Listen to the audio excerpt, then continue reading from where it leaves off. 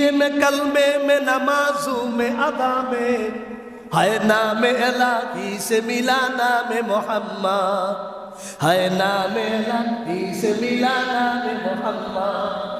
मोहम्मद मोहम्मद बगू ऐ बरादर के जिक्र खुदा करते जिक्र कसीरा। मोहम्मद की आमद सिराजम मुनीरा के जिक्र खुदा करते जिक्रन कसीरा। যেখানে রব্বুল আলামিন তার আলোচনা উল্লেখ করেছেন সেখানেই মহান রব্বুল আলামিন তার নবীর আলোচনা উল্লেখ করেছেন। শুধু তাই নয়, নামাজের মধ্যে যেমনি ভাবে আজানের মধ্যে আল্লাহ রব্বুল আলামিন তার নবীর আলোচনা আল্লাহর সাথে করে দিয়েছেন, তেমনি ভাবে আমরা যখন নামাজ পড়ি, নামাজের মধ্যে আপনি কেরাত পড়েন, রুকু করেন, সিজদা করেন, নামাজের শেষ সময়ে আপনিও তেমনি ভাবে আল্লাহর নবী সাল্লাল্লাহু আলাইহি সাল্লামের জন্য আল্লাহর সাক্ষ্য দেওয়ার পরে তাহিয়ার মধ্যে আপনি আত্তাহিয়াত যখন পড়েন তখনও আল্লাহর নবীর জন্য আপনি সাক্ষ্য উচ্চারণ করে। সারা পৃথিবীর সকল মুসলিম উম্মাহ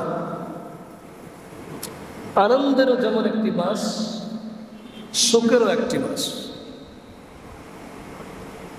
কারণ এই মাসে বিশ্ব মানবতার মুক্তির দিশারি সকল নবীদের সন্তান, যাকে আল্লাহ রাব্বুল আলামিন পৃথিবীর সর্বশ্রেষ্ঠ মহামানব উপহার দিয়েছে, উপাধি দিয়েছে,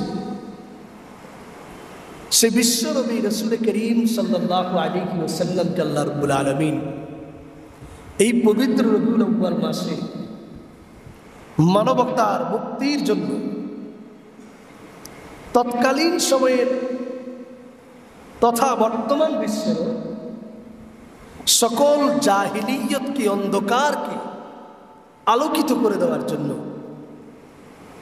আল্লাহ পাক নির্ধারণ করে, নির্বাচিত করে আল্লাহ রাব্বুল আলামিন প্যারা নবী রাসূল করিম সাল্লাল্লাহু আলাইহি ওয়াসাল্লামকে পাঠিয়েছেন। এজন্য আমরা আল্লাহর দরবারে শুকরিয়া আদায় করি যে আল্লাহ পাক আমাদেরকে সে শ্রেষ্ঠ নবীর উম্মত শ্রেষ্ঠ নবীর উম্মত হওয়ার মতো আল্লাহ তৌফিক এনায়েত করেছেন। এজন্য আল্লাহর দরবারে শুকরিয়া আদায় করি, আলহামদুলিল্লাহ। আবার এই মাসেই পৃথিবীর সকল অন্ধকারকে দূর করে দিয়ে মানুষের সকল ধরনের অধিকার, মানবতা, নিরাপত্তা, সকল কিছু যা যা পাওনা মানুষের, সকল মানুষকে তার পাওনা বুঝিয়ে পৃথিবীর সকল অন্ধকারকে দূর করে একটি সোনার বিশ্ব, শান্তির বিশ্ব রাসূল করিম সাল্লাল্লাহু আলাইহি সাল্লাম আমাদেরকে উপহার দিয়ে আবার এই মাসে দুনিয়া থেকে বিদায় নিচ্ছে। এই জন্য আমরা দুঃখ প্রকাশ করছি। আজ যেমন নাকি আমাদের জন্য সুখের দিন, তেমনি আমাদের আনন্দের দিন। দুটি একত্রিত হলে একজন মানুষের এতটুকু তার আশা থাকে যে শ্রেষ্ঠ নবীর শ্রেষ্ঠ কাজ আমাদেরকে রাসূল করিম এসে শ্রেষ্ঠ উম্মত বানিয়েছে। আল্লাহ পাক ইচ্ছা করলে তো আমাদেরকে পাঠাতে পারতেন হযরত ইব্রাহিম আলাইহিস সালাতু ওয়াস সালামের উম্মত হিসেবে, কি ভাই পারতেন না? হযরত মূসা আলাইহিস সালামের উম্মত হিসেবে পারতেন, অথবা আরো কয়েকশো বছর আগে আমাদেরকে পাঠায়া হযরত ঈসা নবী আলাইহিস সালাতু ওয়াস সালামের উম্মত হিসেবে আমাদেরকে বানাইতে পারতেন।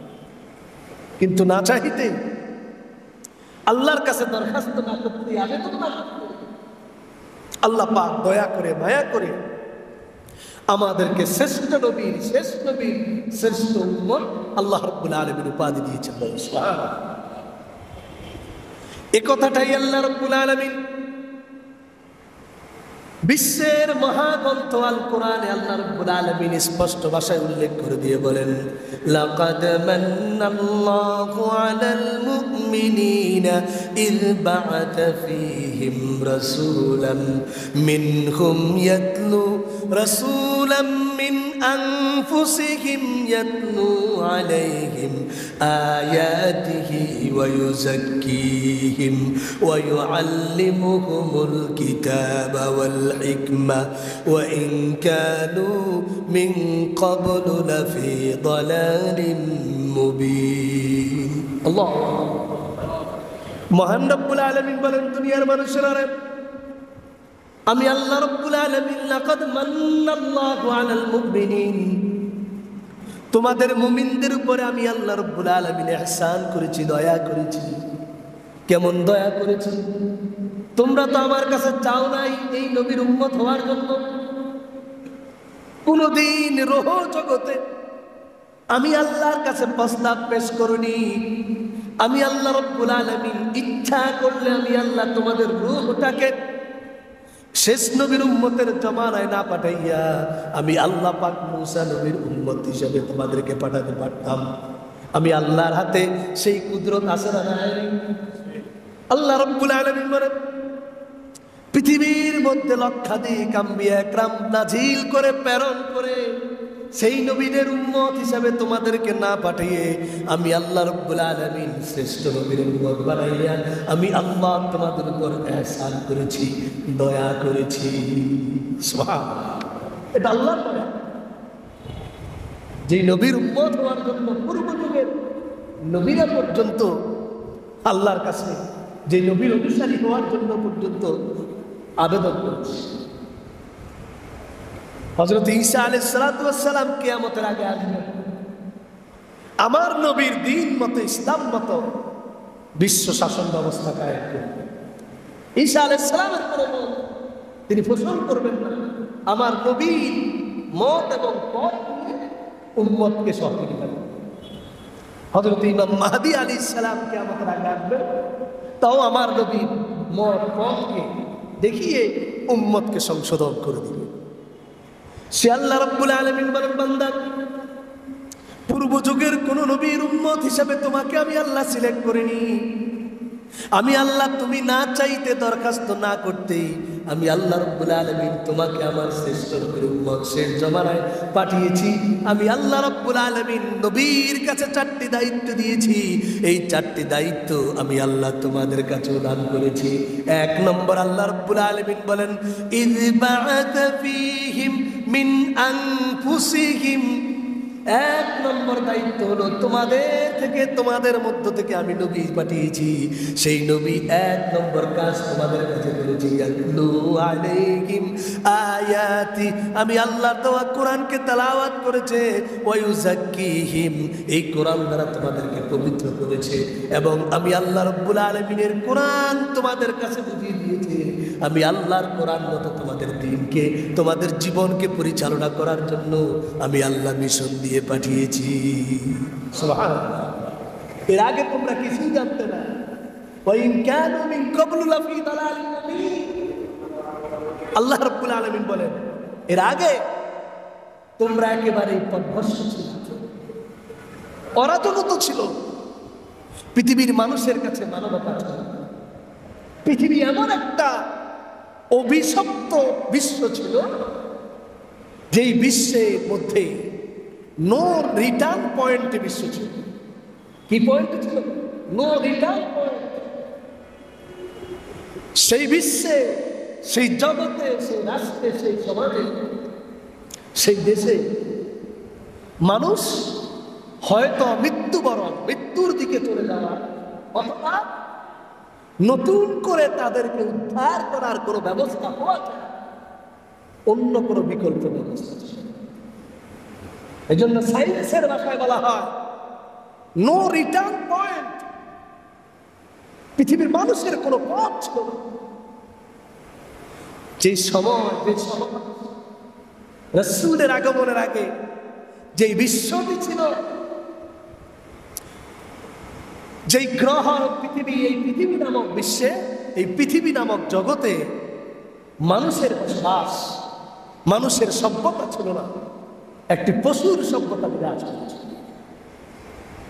ইতিহাসবিদরা উজ্জ্বল দৃষ্টান্ত দিয়ে কলঙ্কজনক অধ্যায় উল্লেখ করে তারা বলেন, এমনও ছিল যেমন ছিল মাদক, তেমন ছিল জৈবিক চাহিদার জন্য নারী।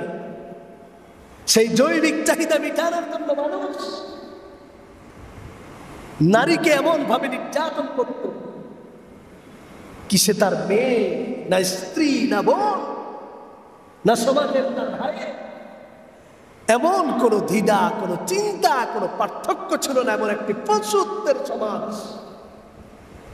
যাকে আজও আমাদের বিশ্বের ইতিহাসে যে যুগটাকে লেখে লিপিবদ্ধ করা হয়েছে, আইয়ামে জাহিলিয়ত তথা uncivilised society, age of ignorance, সে অসভ্য সমাজকে, অশ্লীলতার সমাজকে, মাদক আসক্ত সমাজকে, নারী নির্যাতনের সমাজকে প্যার নবী, বিশ্ব নবী, মানবতার নবী অল্প সময়ের মধ্যে এমন সুন্দর সোনার সমাজ উপহার দিয়েছেন, পৃথিবী আজও হয় না।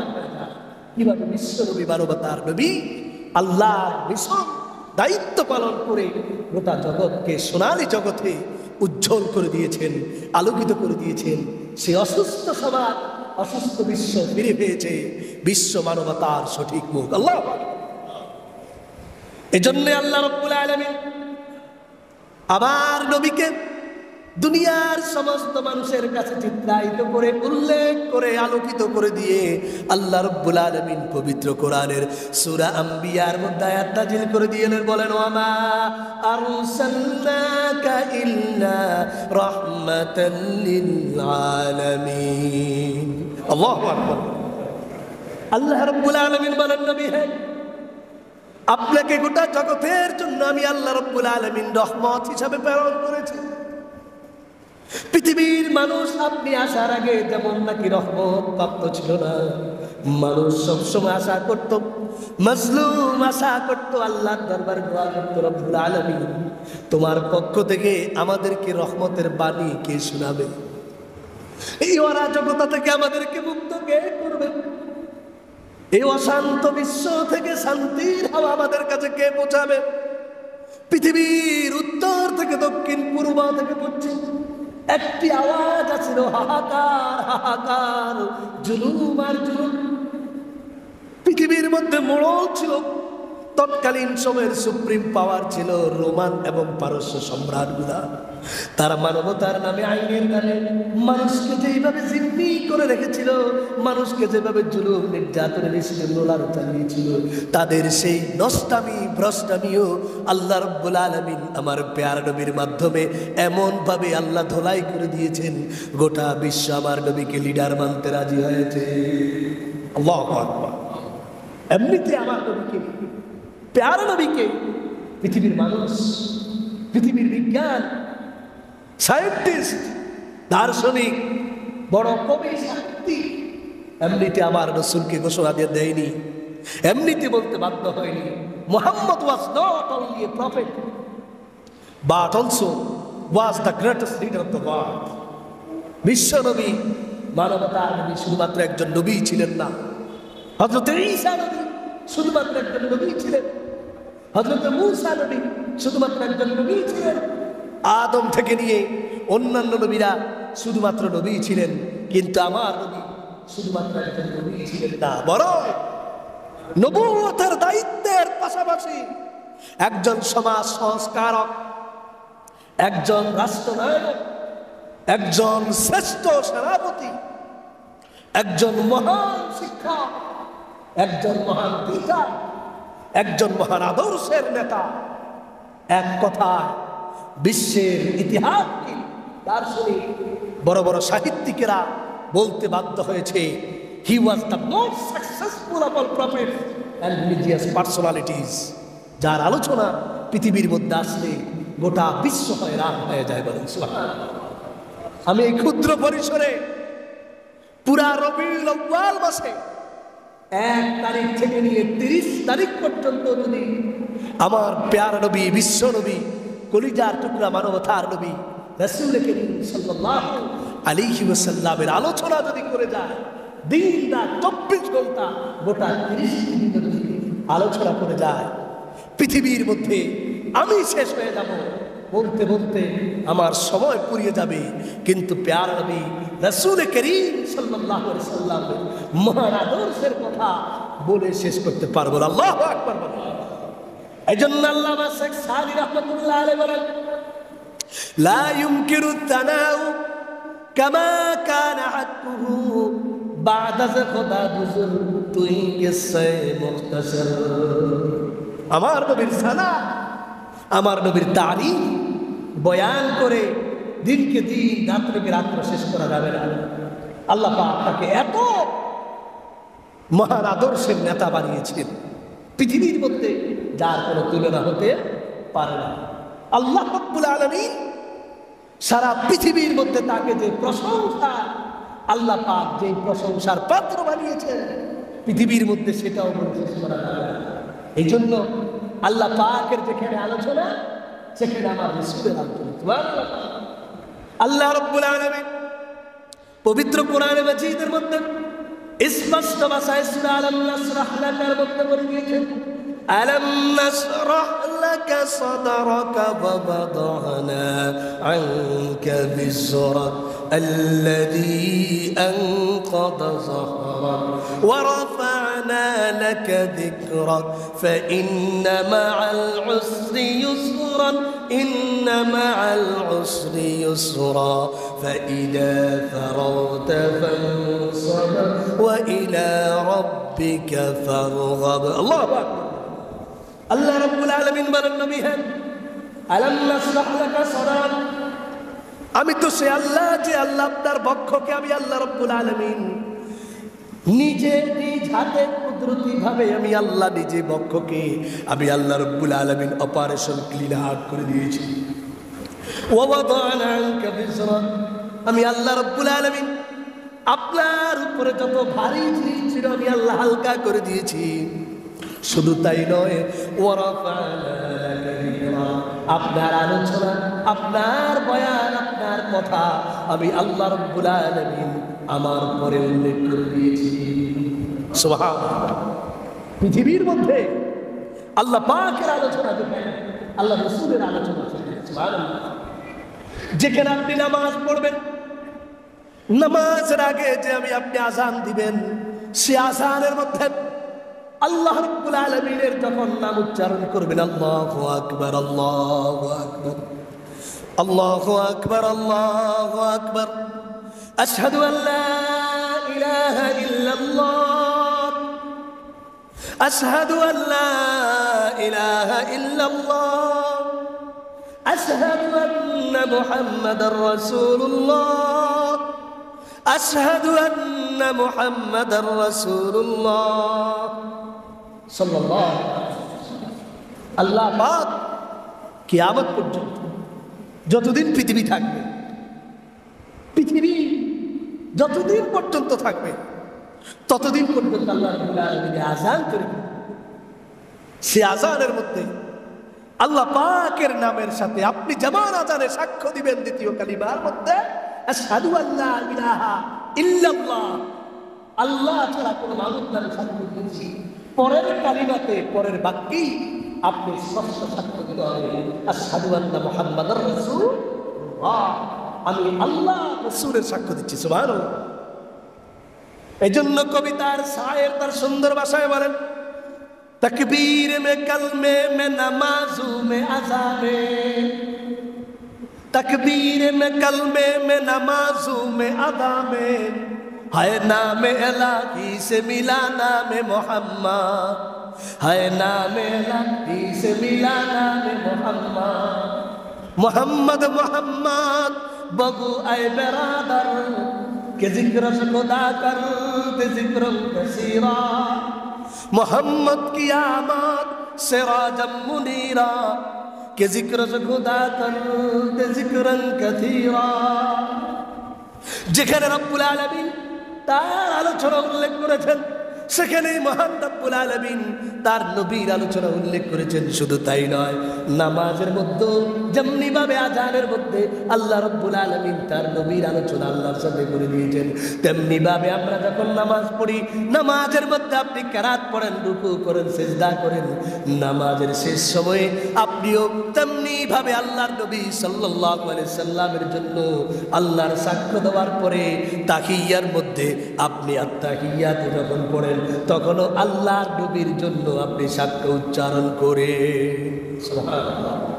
সর্বক্ষেত্রে আল্লাহ পাকের জন্য পবিত্র কোরআনে সূরা আল-ইনসিরার মধ্যে বলেন, ওয়া রাফা'না লাকা যিকরা, নবী হে আপনার আলোচনা আমি আমার সাথে রেখে দিয়েছি, তার কারণ আমি আল্লাহ রাব্বুল আলামিন যেমন ভাবে গোটা বিশ্বের জন্য আমি আল্লাহ রাব্বুল আলামিন তেমনি ভাবে আপনাকে সার্টিফিকেট দিয়েছি গোটা বিশ্বের জন্য রাহমাতাল লিল আলামিন। আল্লাহু আকবার। কারণ মানুষ যখন সূরা ফাতিহা পড়বে, সূরা ফাতিহার মধ্যে যখন আওয়াজ দিবে আলহামদুলিল্লাহি রাব্বিল আলামিন আর রহমানির রহিম মালিকি ইয়াউমিদ্দিন, সূরা ফাতিহার মধ্যে আল্লাহ পাকের যখন সিফাত এবং গুণ বয়ান করবে রব্বুল আলামিন, তেমনি ভাবে আপনাকে যখন স্মরণ করবে তখন আপনাকে বলবে রহমাতাল লিল আলামিন। সুবহানাল্লাহ। সেই রাসূল করিম সাল্লাল্লাহু আলাইহি সাল্লাম এই নবী রব্বানে দুনিয়ার মধ্যে সেই গোটা বিশ্বটাকে আলোকিত করে দিয়েছেন। বলেন সুবহানাল্লাহ। গোটা বিশ্ব যেখানে মানুষ শান্তি পায়নি, রাসূল আসার কারণে সাথে সাথে শান্তি চলে এসেছে। শুধু তাই না, প্যার নবী রাসূল করিম সাল্লাল্লাহু আলাইহি ওয়াসাল্লাম এই বিশ্বে আসার সাথে সাথে বাতিলের মধ্যে কম্পন সৃষ্টি হয়েছে। সুবহানাল্লাহ।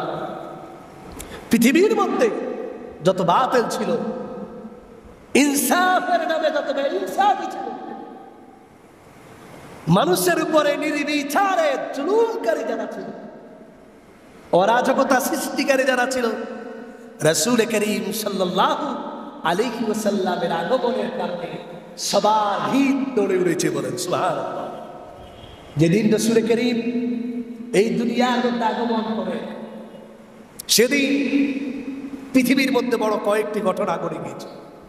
সর্বপ্রথম পৃথিবীর যারা নেতৃত্ব দিত, গোটা বিশ্বকে যারা শাসনের নামে শোষণ করত, গোটা বিশ্বতে যারা ইনসাফের নামে বেইনসাফ করেছিল, গোটা বিশ্বে যারা বিচারের নামে জুলুম এবং প্রহসন করেছিল, তাদের মোকাবেলা আল্লাহ রাব্বুল আলামিন সে একটি জাতির নাম পৃথিবীর ইতিহাসে আজও লেখা আছে, তার নাম পারস্য জাতি। কি জাতি?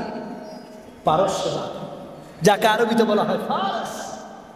সেই পারস্য সম্রাট আজকের বর্তমান বিশ্বে যেমন UK, USA, United kingdom and United state of America, ঠিক তেমনি কয়েকটি রাষ্ট্র মিল এরকম ইউনাইটেড একভাবে যারা নিজেদেরকে করে বিশ্বের নেতৃত্ব দিত, একটি গোষ্ঠী, একটি জাতির নাম হলো পারস্য জাতি, আরেকটি গোষ্ঠী আর জাতির নাম হলো রোমান জাতি। এই দুটি জাতি বিশ্বকে শাসন করত, এর আদলে শোষণ করত, বিশ্বকে বিচার করত, এর ভিতরে বিভিন্নভাবে বিচারের নামে প্রহসন, বিভিন্নভাবে মানুষের উপর জুলুম করত। যেদিন প্যার নবী রাসূল করিম সাল্লাল্লাহু আলাইহি সাল্লাম এই পৃথিবীর মধ্যে আগমন করে, প্যার নবী, বিশ্ব নবী, মানবতার নবী, যেদিন এই পৃথিবীর মধ্যে আল্লাহ পাক তাকে পাঠান, সেই শবে সাদিকের সময় এই রবিউল আউয়াল মাসে আল্লাহ রাব্বুল আলামিন সেই রাত্রে অনেক ঘটনা ঘটিয়ে দিয়েছেন।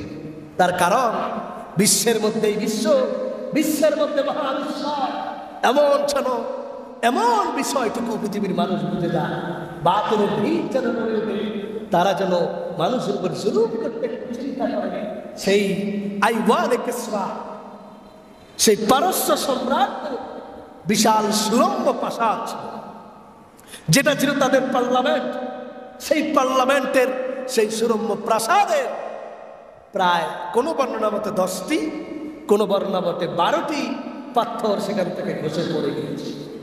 এত সুরম্য প্রাসাদ, পৃথিবীর মধ্যে কোনো শক্তি নেই এমন ভাবে কারুকার্য খচিত।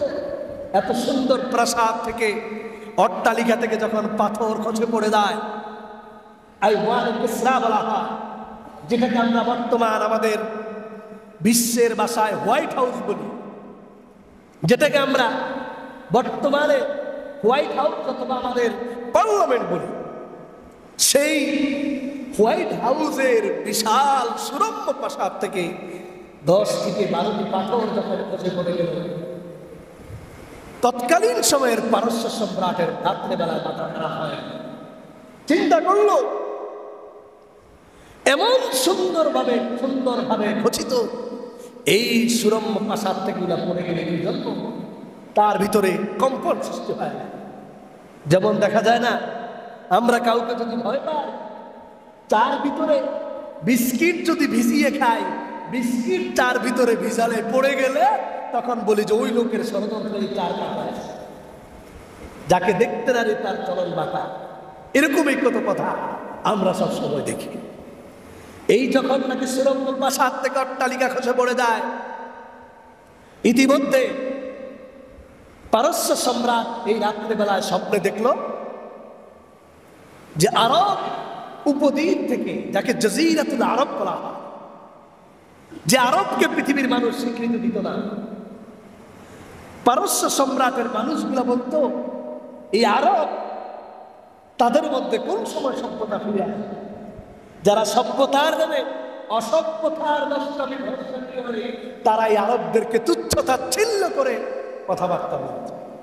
যেমন আমাদের বাংলাদেশেও তো, আমাদের বাংলার জমিনে যখন বাংলাদেশ ঢাকা ইউনিভার্সিটি প্রতিষ্ঠিত হয়, ঢাকা ইউনিভার্সিটি প্রতিষ্ঠিত হওয়ার আগে কত মন্তব্য কতজনে করেছে, কলকাতার দাদাবাবুও করেছে, সাথে যোগ দিয়েছেন আমাদের রবীন্দ্রনাথ ঠাকুর সাহেব। তাদের মন্তব্য ছিল এই বাংলার জমিনে এই মানুষের মাঝে এরা কৃষি কাজ করে, এদের কাছে আবার ভার্সিটি প্রয়োজন কি, এমন মন্তব্য তারাও করেছিল। এমনও মন্তব্য আমাদের রাসূল করিম সাল্লাল্লাহু আলাইহি সাল্লামের আগমনের আগে আরববাসীকে নিয়ে ঠাট্টা বিদ্রুপ করত। তার কারণ হলো গোটা আরব ছিল বিভিন্ন চিত্রায়িত, গোষ্ঠী ধন্দ, বনু হাসেম, বনু কেলাব, যেমন পাটোয়ারি, চৌধুরী, তালুকদার। আমাদের দেশে যেরকম নাকি পার্থক্য থাকে না, একের উপরে আরেকজনের আধিপত্য বিস্তার, আরবের মধ্যে এমন ছিল। তাদের মধ্যে কোনো নেতৃত্ব ছিল না, কোনো ব্যবস্থা ছিল না। সেই পারস্য সম্রাট রাত্রেবেলায় ঘুমন্ত অবস্থায় স্বপ্নে দেখল আরব উপদ্বীপ থেকে বিশাল একটি উটের পাল চলে আসছে, আর সেই পালের নেতৃত্ব দিচ্ছে একটি ঘোড়া। ঘোড়াটি দেখতে খুবই সুন্দর। এই ঘোড়া দেখলে সকলের মায়া। আরব উপদ্বীপ থেকে যখন নাকি ঘোড়া উটের পাল আসছে, এই উটের পালকে নেতৃত্ব দিয়ে একটি ঘোড়া নিয়ে আসছে। সেই ঘোড়া খুব শক্তিশালী, ফুটফুটে, খুব সুন্দর। আরব থেকে ভ্রমণ করে ফুরাত নদী পাড়ি দিয়েছে আমার পুরা পারস্য সাম্রাজ্য। পারস্য পুরা আমার সাম্রাজ্যকে ঘিরে ফেলে আমাকে পর্যন্ত শাসন করা শুরু করেছে। স্বপ্ন দেখেছে কে? কথা বলেন না, পারস্য সম্রাট। আমি আমার বাড়ানো কথা বলি না, খুলে দেখেন আপনার ইতিহাস, সিরাত ইবনে হিশাম, তারিখ, বিভিন্ন history of Islam, history of Arabs, history of age of influence, এই সমস্ত ইয়ামে জাহিলিয়তের হিস্ট্রি আপনারা খুলে দেখলেন। সেই কিতাবেও আছে, অন্যান্য কিতাবেও আছে। পারস্য সম্রাট যখন স্বপ্ন দেখল যেই বিশাল নেতৃত্ব এক ঘোড়া নিয়ে আসছে, তাড়াতাড়ি তার জাদুকর, তার সৈন্য সামন্ত, জ্যোতিষী সকলকে ডাক দিয়ে সে বসলো, আমার এই স্বপ্নের ব্যাখ্যা দাও। সকল জ্যোতিষী একত্রিত হয়ে, একমত হয়ে, কিছু কিছু মনীষী জ্যোতিষী বলল, এটা আপনার চোখের ধুলা, এরকম দেখতেই পারে, কিন্তু এক্সিলেন্ট, একেবারে রিয়েলিটি, বাস্তবতা। অধিকাংশ জ্যোতিষী তাকে মত প্রদান করলো, বিশ্বের মধ্যে আপনাদের আর নেতৃত্ব চলবে না, কারণ এই বিশ্বে হয়তোবা আল্লাহর পক্ষ থেকে কোনো মহান ব্যক্তির আগমন ঘটেছে, যে আগমন ঘটার কারণে, যে আগমনের সুসংবাদে আপনাদের পারস্য সাম্রাজ্যের সেই আইওয়ানে কিসরা, হোয়াইট হাউসের সুরম্য প্রাসাদের আপনাদের যেই ভিত কঙ্কর ছুটে পড়েছে, আর আপনি স্বপ্ন দেখেছেন এর দ্বারা বোঝা যায় হয়তোবা বিশ্বে কোনো মহামানবের পৃথিবীর মধ্যে আগমন ঘটেছে। আল্লাহু আকবার। বড় বড় জ্যোতিষীরা বলা শুরু করলো, হিস্ট্রি দেখলো, কিতাব দেখলো, তাওরাত দেখলো, খ্রিস্টান পণ্ডিতেরা, ইহুদি পণ্ডিতেরা, ইনজিল, Bible, old testament, new testament সহ তৎকালীন সময়ে তাদের যা যা ধর্মীয় গ্রন্থ, যা যা রাষ্ট্রীয় গ্রন্থ, যা যা তাদের গণনার গ্রন্থ, সব কিছু দেখে রাশি চক্র গণনা করে তারা স্পষ্ট ভাষায় সেই পারস্য সম্রাটকে মেসেজ দিয়ে দিল, আপনাদের আর এই নেতৃত্ব, ভ্রষ্টামি, নষ্টামি, জুলুম, নির্যাতন বেশি দিন টিকবে না। আল্লাহু আকবার। তার কারণ আমরা ইতিহাসে দেখেছি তারা সম্রাট, আমরা ইতিহাসে দেখেছি পৃথিবীর মধ্যে কোন স্বৈর শাসক, কোন জালেম পৃথিবীর মধ্যে বেশি দিন জুলুম করতে পারে। ইতিহাস আছে না? ফেরাউন সবচেয়ে বড় জালিম ছিল, সেও তো 1000 বছর টিকতে পারে না। এটা পৃথিবীর ইতিহাস। এই বিশ্বটাকে মহান রব্বুল আলামিন নষ্টামির জন্য, মানুষের উপর জুলুমের জন্য পাঠাননি। ধৈর্য ধারণ করলে এই জুলুমের অবসান একদিন ঘটাবেন কে? কথা বলেন না কে? এই মেসেজগুলো দিয়ে দিচ্ছেন কে কাকে? জ্যোতিষীরা পারস্য সম্রাটকে মেসেজ দিয়ে দিচ্ছেন। পারস্য সম্রাট মেসেজ পেয়ে কিংকর্তব্য বিমূঢ় হয়ে গেল, তার ভিতরে কিউরিসিটি জাগলো, এমন কি ঘটনা ঘটেছে? ও আমার সিআইডি, কারা কে কোথায় আছো, যাও বিশ্বের মধ্যে খবর নিয়ে আসো। বিশ্বের মধ্যে খবর নিতে গিয়ে দেখলো আরবের মধ্যে যে বিশৃঙ্খল আরব, যে আরবকে পৃথিবীর মানুষ কোনোদিনও মূল্যায়ন করতো না, সে আরবের মধ্যে মক্কার মরুল প্রান্তরে আমেনার ঘরে আল্লাহ রাব্বুল আলামিন এতিম নবীকে তার বাবা আব্দুল্লাহর ঘরে আব্দুল মুত্তালিবের বংশে, পবিত্র বংশের মধ্যে আল্লাহ রাব্বুল আলামিন প্যার নবী রাসূল মকবুল সাল্লাল্লাহু আলাইহি ওয়াসাল্লামের এই দুনিয়ার মধ্যে আগমন ঘটে যায়। সুবহানাল্লাহ। আগমনের সাথে সাথে পারস্য সম্রাটের মৃত্যু হয়ে গেছে, কারণ আল্লাহ রাব্বুল আলামিন পবিত্র কোরআনের সূরা বনী ইসরাঈলের মধ্যে আয়াত নাযিল করে দিয়ে বলেন, ওয়াকুল জাআল হক ওয়া যাকাল বাতিল ইন্নাল বাতিলা কানা যাহুকা। আল্লাহু আকবার। নবী হে, আপনি বলে দেন, জাআল হক ওয়া যাকাল বাতিল, পৃথিবীর মধ্যে সত্য এসেছে, বাতিল শেষ হয়ে যাবে। সত্য আসার সাথে সাথে বাতিল কোনোদিন টিকে না। তার কারণ হলো আধার যেখানে আছে, লাইট জ্বালালে সেখানে আধার থাকে না। থাকে? লাইট জ্বালালে আধার থাকে? থাকে। মসজিদের লাইটগুলো নিভিয়ে দেন, দেখবেন মসজিদ আধার হয়ে আছে।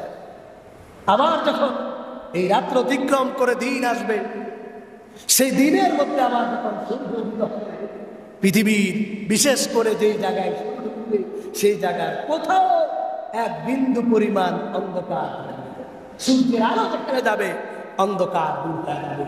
সেই সূর্য হিসাবে আল্লাহ পাক নবী হিসাবে দুনিয়াতে পাঠিয়েছেন। বলুন সুবহানাল্লাহ। এই কথাই আল্লাহ রাব্বুল আলামিন পবিত্র কোরআনুল মাজিদের মধ্যে আয়াত নাযিল করে দিয়ে বলেন, ইন্না আরসালনাকা শাহিদাও ওয়া মুবাশশিরাও ওয়া নাযীরা ওয়া দাঈয়ান ইলাল্লাহি বিইذনিহি ওয়া সিরাজাম মুনীরা। আল্লাহু আকবার। নবী হে, আপনাকে আমি আলো, আলো হিসেবে, সিরাজ, আমি আপনাকে প্রদীপ হিসাবে পাঠিয়েছি। আল্লাহ বলতে পারতেন আমি আল্লাহ আপনাকে আকাশের সূর্য হিসেবে পাঠিয়েছি। বলতে পারতেন চাঁদ হিসাবে পাঠিয়েছি। আল্লাহ বলেন না, আমি আপনাকে এমন একটি প্রদীপ পাঠিয়েছি যে প্রদীপ সকলকে আলো দিয়ে যায়।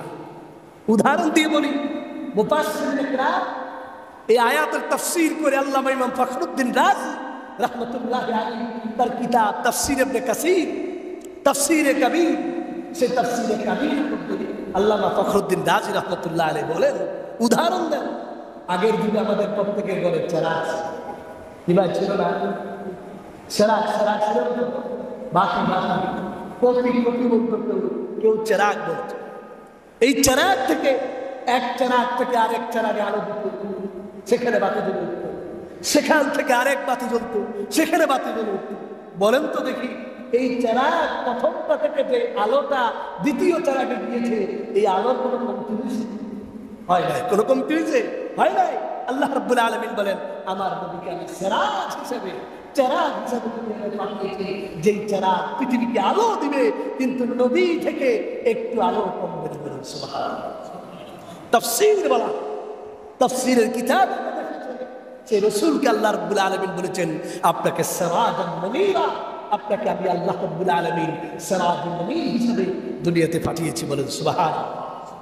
যেমনি ভাবে পারস্য সম্রাটের ভিত নড়ে উঠেছিল, তেমনি ভাবে যারা অগ্নি পূজক পৃথিবীর মধ্যে ছিল, মজুসি বলা হয় পৃথিবীর মধ্যে, এই অগ্নি পূজকরা যুগ যুগ ধরে, বছর বছর ধরে তারা আগুন জ্বালিয়েছিল, যেটাকে আমরা অগ্নিশিখা বলি। অগ্নিশিখা, শিখা চিরন্তন বলি। কি বলি? শিখা চিরন্তন। এই শিখা চিরন্তন 1 মিনিটের জন্য নিবে নাই কোনো। সেই মজুসিদের তাদের দীর্ঘদিন যাবৎ চলে আসা, শতাব্দী কাল ধরে চলে আসা সে আগুনটি হঠাৎ করে নিভে গেল। হঠাৎ এই আগুন কেউ কোনোদিন নিভাতে পারে না। আসমান থেকে ঝড় আসে, তুফান আসে, ঘূর্ণিঝড় আসে, কোনোভাবে আগুন নিবে না। কিন্তু আজকে হঠাৎ করে আগুনটা নিবে না। কি ভাই, এমন যদি হয় তাহলে পৃথিবীর মানুষের মধ্যে তো একটু ভিড় করবেই। কেন? এখানে এমন কি হয়েছে? সবাই বসল, তাদের মজুসি, তাদের সেই পাদ্রী এবং তাদের সেই পণ্ডিতদেরকে ডাক দিয়ে বলল, সকলেরই একটা জবাব, যেহেতু আমাদের আগুন নিভে গিয়েছে, বুঝতে হবে গোটা বিশ্বের মধ্যে এমন কর্মসূচি এসেছে যার কারণে আমাদের যুগ যুগ ধরে ধরে আসা আগুন নিভে গিয়েছে। জাস্টিফাই করে, যাচাই বাছাই করে ফাইন্ড আউট করলো যে আরবের বুকে মরু প্রান্তরে আমেনার ঘরে আমেনার গুলাম আল্লাহ রাহমতের নবী দুনিয়ার মধ্যে আগমন করেছে। আল্লাহু আকবার। সেই কথায় তাদের স্মরণ হয়ে গেল যে আমাদের এই ভণ্ডা দুনিয়ার বেশি দিন টিকবে না। আমরা যে মানুষকে অগ্নি পূজার নামে ভণ্ডামি শেখাচ্ছি, মানুষকে বিভিন্ন ভাবে আমরা ভণ্ডামি শেখাচ্ছি, এই ভণ্ডামি, এই ভ্রষ্টামি আর বেশি দিন টিকবে না। কারণ কোরআনে আল্লাহ বলেন, ওয়াকুল জাআল হাক্কু ওয়া যাহাকাল বাতিল ইন্নাল বাতিলা কানা যাহুকা। এই বাতিল, এই অগ্নি পূজা চিরন্তন শিখা, এটাও একটা ভ্রষ্টামি, এটাও বেশি দিন পৃথিবীর মধ্যে থাকবে না। খবর নিয়ে দেখলো রাসূল করিম সাল্লাল্লাহু আলাইহি ওয়াসাল্লামের আগমন পৃথিবীর মধ্যে ঘটেছে। বলেন সুবহানাল্লাহ। শুধু তাই না, একজন ইহুদি পণ্ডিত রাত্রেবেলায় তাওরাতের ক্লাস নিতেছেন, তার শিষ্যদেরকে ক্লাস পড়াইতেছেন, তাওরাত ক্লাস নিতেছেন। হঠাৎ করে ইহুদি পণ্ডিত তার নজর পড়লো চাঁদের দিকে, তারকারাজির দিকে, গাছপালার দিকে। এগুলা মুখের বানানো কথা নয়, কিচ্ছা কাহিনী করে একটু ঝোল দিয়ে আপনাদের মাঝে একটু আমি সুপ্রসিদ্ধ হব এমন কথা নয়। আমার প্রসিদ্ধিতে, আমার আলোচনা সব জায়গায় হয়। পবিত্র কোরআনের বাস্তবতাটা ইতিহাসের আলোকে আমাদের বুঝতে হবে, বুঝে যেতে হবে। মন করা কোনো কিছু নয়। ইহুদি পণ্ডিত, ইহুদি আলেম, সে রাত্রেবেলা যখন নাকি হঠাৎ করে দেখলো চাঁদ এবং তারকা গুলা ঝুঁকে আছে, কাকে মনে হয় গাছের দিকে তাকিয়ে দেখলো গাছগুলো ঝুঁকে আছে। মনে হয় কি হলো, তার শিষ্যদেরকে ডাক দিয়ে বলল, শুনো রে, মনে হয় তোমরা আরবের মধ্যে এমন কোনো ঘটনা বিশ্বে ঘটতে পারে, আল্লাহর কোন মহান ব্যক্তি পৃথিবীর মধ্যে আসবে। কারণ আমরা জানি তাওরাতের এত এত অনুচ্ছেদে বর্ণনা আছে, ইনজিলের এত এত পরিচ্ছেদে বর্ণনা আছে, জাবুরের এত এত অনুচ্ছেদে বর্ণনা আছে যে প্যার রাসূলের নামে আল্লাহর একজন মহামানব পৃথিবীর মধ্যে আগমন করবেন। কি ভাই, বর্ণনা আছে না নাই? আছে না নাই? কারণ প্রত্যেক নবী যুগে যুগে যত নবী দুনিয়ার মধ্যে এসেছেন, সকল নবীরাই আমার প্যারা নবীর ঘোষণা দিয়ে বলেছেন আল্লাহ রাব্বুল আলামিন পবিত্র কোরআনে সেই চিত্রটুকু কোরআনের বিভিন্ন আয়াত উল্লেখ করে আল্লাহ পাক সূরা সফের 28 নম্বর পারার সূরা সফের 6 নম্বর আয়াতে ঘোষণা করে দিয়ে বলেন, ওয়া ইদ ক্বালা ঈসা ইবনু মারইয়াম ইয়া বনি ইসরাঈলা ইন্নী রাসূলুল্লাহ إليكم مصدقا لما بين يدي من التوراة ومبشرا برسول يأتي من بعد اسمه أحمد فلما جاءهم بالبينات قالوا هذا سحر مبين। আল্লাহু আকবার। হযরত ঈসা নবী দুনিয়ার মধ্যে তার জাতিকে এই কথা বলে দিয়েছেন যা তাওরাত কিতাবের মধ্যে, ইনজিল কিতাবেও আছে।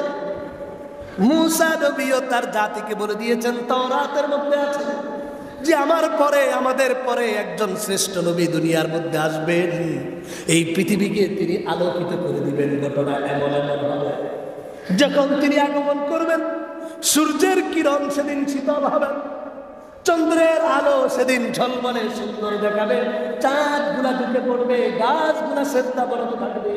এই কথাগুলো তাওরাতে যেমন আছে, ইনজিলে তেমন আছে, জাবুরে তেমন আছে। এই কথাগুলা ইহুদি পণ্ডিত জানতেন আর তার শিষ্যদেরকে বললেন, দেখে আসো দেখে আসো পৃথিবীর মধ্যে এমন কোন ঘটনা ঘটেছে কিনা। সুবহানাল্লাহ। এগুলো হলো মিলাদুন নবীর আলোচনা। কথা বুঝা আসছে ভাই? এগুলো মিলাদুন রাসূলের বেলাগত মুবারকে, রাসূলের জন্ম মুবারকে পৃথিবী কিভাবে মুনাক্কার হয়েছে, আলোকিত হয়েছে, আমার নবী কিভাবে রাহমাতুল লিল আলামিন হয়েছেন, সেই কথাগুলা এখান থেকে এসেছে। যে এই ইহুদি পণ্ডিত খবর নিয়ে দেখলো আরবের মধ্যে এক শিশুর জন্ম হয়েছে। দৌড় দিয়ে ইহুদি পণ্ডিত সেখানে চলে গেলেন। আরব দেশে আসা এই ইহুদি পণ্ডিত সকলের কাছে আবেদন করে বললেন, আমি একজন ইহুদি আলেম। তখন তো ইহুদি ধর্ম অবাঞ্ছিত হয় না, রহিত হয় না, কারণ রাসূল আগমন করছেন 40 বছর পরে না আল্লাহ এই 40 বছর পর্যন্ত তো ইহুদি পণ্ডিত থাকবে না। ওই ইহুদি পণ্ডিত, ওই ইহুদি আলেম রাসূল করিম ছোট্ট নবীকে, শিশু নবীকে দেখে ইহুদি আলেম আবেদন করে জানতে চাইলেন, আমি এই শিশু নবীকে দেখতে চাই। যখন শিশু নবীর কাছে ইহুদি আলেম গেলেন, বললেন আমি তার পিঠ মোবারক দেখব। কি দেখব? পিঠ মোবারক। ইহুদি আলেম রাসূল করিম সাল্লাল্লাহু আলাইহি সাল্লামের পিঠ মোবারক দেখার সাথে সাথে তিনি বেহুশ হয়ে গেলেন। যখন তার হুঁশ আসলো, তার শিষ্যরা জিজ্ঞাসা করল, হুজুর আপনি এই শিশু ছেলেটিকে দেখে বেহুশ হয়ে গেলেন, আবার হুঁশ আসার পরে একটু হেসে উঠলেন, তার কারণ কি? ওই ইহুদি আলেম পণ্ডিত বলল, বাবারে শোনো, আমি যেমন তাওরাত কিতাবের মধ্যে বর্ণনা পেয়েছি, হযরত মূসা নবী যেইভাবে বর্ণনা করে গিয়েছেন, হযরত ঈসা নবী যেইভাবে বর্ণনা করে গিয়েছেন, শুধু তাই নয়, পৃথিবীর মধ্যে ধর্মগ্রন্থ হিসাবে যতগুলা ধর্মগ্রন্থ চলেছিল, সকল ধর্মগ্রন্থে পেয়ার নবীর আলোচনা করা হয়েছে। সুবহানাল্লাহ। ইভেন আল্লাহ তো আসমানি কিতাব নয়, শুধু আমাদের সমাজে হিন্দুদের ধর্মগ্রন্থ আছে না। আমি আপনাদের এই মসজিদে আগেও বলেছিলাম, হিন্দুদের ধর্মগ্রন্থের মধ্যে বেদ, উপনিষদ, রামায়ণ, শ্রীমদ ভাগবত গীতা আছে না? এই বেদের মধ্যে 4টা অংশ, অথর্ববেদ, যজুর্বেদ, ঋগ্বেদ, সামবেদ। এই অথর্ববেদের একটি শ্লোকে একটি সেন্টেন্স বলা আছে, একটা পংক্তি তাদের সংস্কৃতি ভাষার মধ্যে আছে। সেখানে আমার নবীর আলোচনা, কি আলোচনাটা? ইদং জনা উপস্রুত নরসংসস্ত বিশ্বতে, ইদং জনা উপস্রুত নরসংসস্ত বিশ্বতে, ষষ্ঠিং সহস্রনবতিং চ কৌরুম আরুষ্মেষু দগহে। সংস্কৃতি ভাষা অথর্ববেদের এই শ্লোকটুকু আমি যখন রিলিজিয়াস সায়েন্সের সাবজেক্ট করতেছি ভার্সিটিতে, ইউনিভার্সিটিতে যখন রিসার্চ করতেছি comparative religion, study of comparative religion, আমাদের বিভিন্ন ধর্ম নিয়ে আলোচনা পর্যালোচনা করে ইসলাম ধর্মকে সবার শীর্ষে স্থান দেওয়া, ইসলামের সৌন্দর্যটুকু পৃথিবীর মানুষের কাছে তুলে দেওয়া, এটা আমাদের ধর্মীয় একটা সাবজেক্ট ছিল। আমরা স্পষ্ট বিজ্ঞানের আলোকে, in the light of the science, বিভিন্ন ক্ষেত্রে আমরা প্রমাণ করেছি Islam is not only a religion but also a complete code of life and balance of life. ইসলাম শুধুমাত্র একটি ধর্মের নাম নয়, সকল মানুষের সকল ক্ষেত্রে, চাই ইনহেরিটেন্স ল বলেন, চাই তার ইন্ডিভিজুয়াল লাইফ বলেন, তাই তার সোশ্যাল লাইফ বলেন, চাই তার আন্তর্জাতিক বিশ্ব বলেন, সকল ক্ষেত্রে জুডিশিয়াল ল, ক্রাইম ল, এমন কোন বিধান ইসলামে নেই পৃথিবীর কোন বাবার ছেলে বলতে পারবে। কি ভাই পারবে? কোন সমালোচক বলতে পারবে না, বলতে বাধ্য হবে। বিশ্বের মধ্যে ইসলামের আমার নবী একজন স্বীকৃত সমালোচক ছিল, যাকে বলা হয় ঐতিহাসিক পি.কে. হিট্রি, যা জীবন ইসলামের সমালোচনা করেছে, একজন পণ্ডিত, শিক্ষিত পণ্ডিত। সেই ঐতিহাসিক পি.কে. হিট্রি আমার রাসূলের জীবনী আদর্শ, biography of the prophet research গবেষণা করে ঐতিহাসিক পি.কে. হিট্রি রাসূলের চার্টার অফ মদিনা, মদিনা সনদকে রিসার্চ গবেষণা করে ঐতিহাসিক পি.কে. হিট্রি বলতে বাধ্য হয়েছে, it was the first written constitution in the world. সারা পৃথিবীর মধ্যে যদি কেউ সংবিধান মেনে নিতে চায়, একমাত্র প্রথম সংবিধান, প্রথম লিখিত সংবিধান যা মুহাম্মদ সাল্লাল্লাহু আলাইহি ওয়াসাল্লামের হাতে হয়েছে, সেই সংবিধানে বিশ্বের শ্রেষ্ঠ স্বীকৃত সংবিধান। সেই পি.কে. হিট্রি পর্যন্ত ইসলামের পক্ষে কথা বলেছেন। এই অথর্ববেদের শ্লোকে যখন আমরা রিলিজিয়াস সায়েন্সের ডিপার্টমেন্টের ছাত্ররা, ইসলামিক স্টাডিজের ছাত্ররা আমরা যখন হিসাব করেছি, হিসাব করে আমরা শ্লোকটুকুর অনুবাদ করেছি, সেখানে স্পষ্ট এসেছে ইদং জনা উপস্রুত নরসংসস্ত বিশ্বতে। ভবিষ্যতে, কারণ হিন্দুদের 4টা যুগ, সত্যযুগ, দাপর যুগ, ত্রেতা যুগ, কলিযুগ। আমরা যারা আগে হিস্ট্রি করেছি জানি, সত্যযুগ, দাপর যুগ, ত্রেতা যুগ, কলিযুগ। এই কলিযুগে বিশ্বের মানুষগুলাকে স্বয়ং সম্পন্ন আনসিভিলাইজড সোসাইটিকে সভ্যতা শিকারের জন্য, যেই বিশ্বের, যেই সমাজের মানুষগুলার নো রিটার্ন পয়েন্টে মানুষগুলো ছিল, সেই মানুষগুলাকে একটা পয়েন্টে নিয়ে যাওয়া, আধার থেকে মুক্তির পথে সেই মানুষগুলার liberty of society, liberty of economics, freedom of religion, freedom of conscience and thought, freedom of আপনার কি বলে মুভমেন্ট, সব থেকে নিয়ে যত ধরনের স্বাধীনতা, অধিকার, নিরাপত্তা মানুষের দরকার ছিল, সকল কিছু যিনি মানুষকে সুন্দরভাবে উপস্থাপন করেছেন, অধিকার পুছিয়ে দিয়েছেন, সেই নবীর নাম তাদের ভাষায় বলা হয় নরাশংস। কি বলা হয়? নরাশংস, তাদের সংস্কৃতি ভাষা। এর অর্থ হলো প্রশংসিত ব্যক্তি।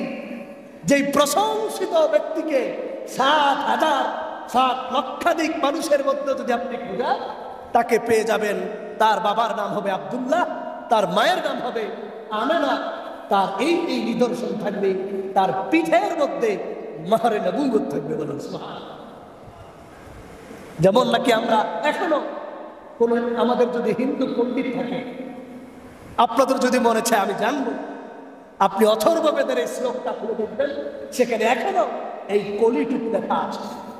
সেই ইহুদি পণ্ডিত কথা থেকে আসছে, সেখানে আমার এই ইহুদি পণ্ডিত চিন্তা করলেন, তার শিষ্যদেরকে বললেন, বাবারা, পৃথিবীর যত ধর্মগ্রন্থ আছে আমি রিসার্চ করেছি, আমি গবেষণা করেছি, সকল ধর্মগ্রন্থের মধ্যে আমি যেই রিপোর্টটুকু দেখেছি, তাওরাতে দেখেছি, ইনজিলে দেখেছি, এই শিশু নবীর দিকে তাকিয়ে আমি নিজে বেহুশ হয়ে গেলাম।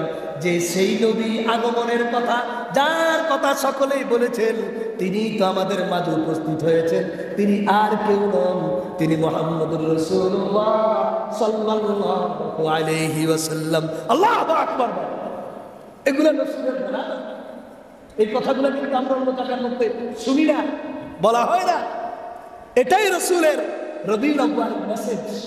রাসূলকে ছিলেন, তাকে আমরা চিনতে পারি না, আমার প্যারা নবীকে আমরা এখনো বুঝতে পারি না। সেই ইহুদি পণ্ডিত চিনেছেন।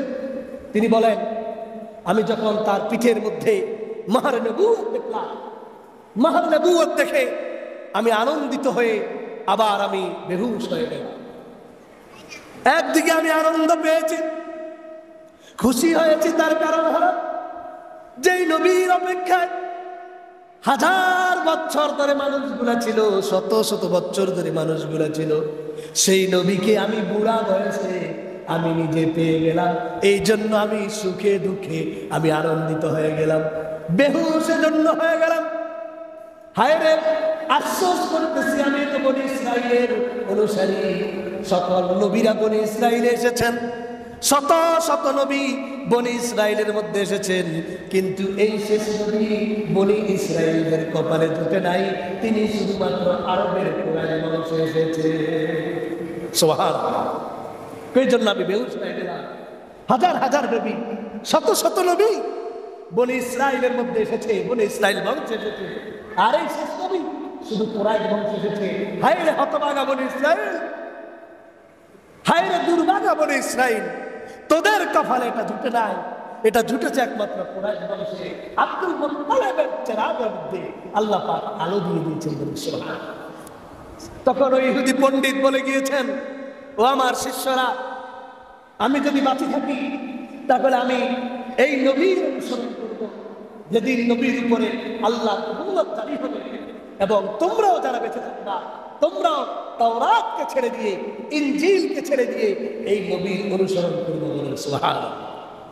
সুতরাং ভাইরা আমার, সেই প্যারা নবী রাসূল করিম সাল্লাল্লাহু আলাইহি ওয়াসাল্লাম এই রবিউল আউয়াল মাসে আগমন করে আমাদের জন্য রহমতের বার্তা নিয়ে এসেছেন। বলুন সুবহানাল্লাহ। সেই নবী এই রবিউল আউয়াল মাসে আমাদের মাঝে এসেছেন। তোমরা ওইটা পিছনে দেখো, আপনার একটু সামনে আসেন।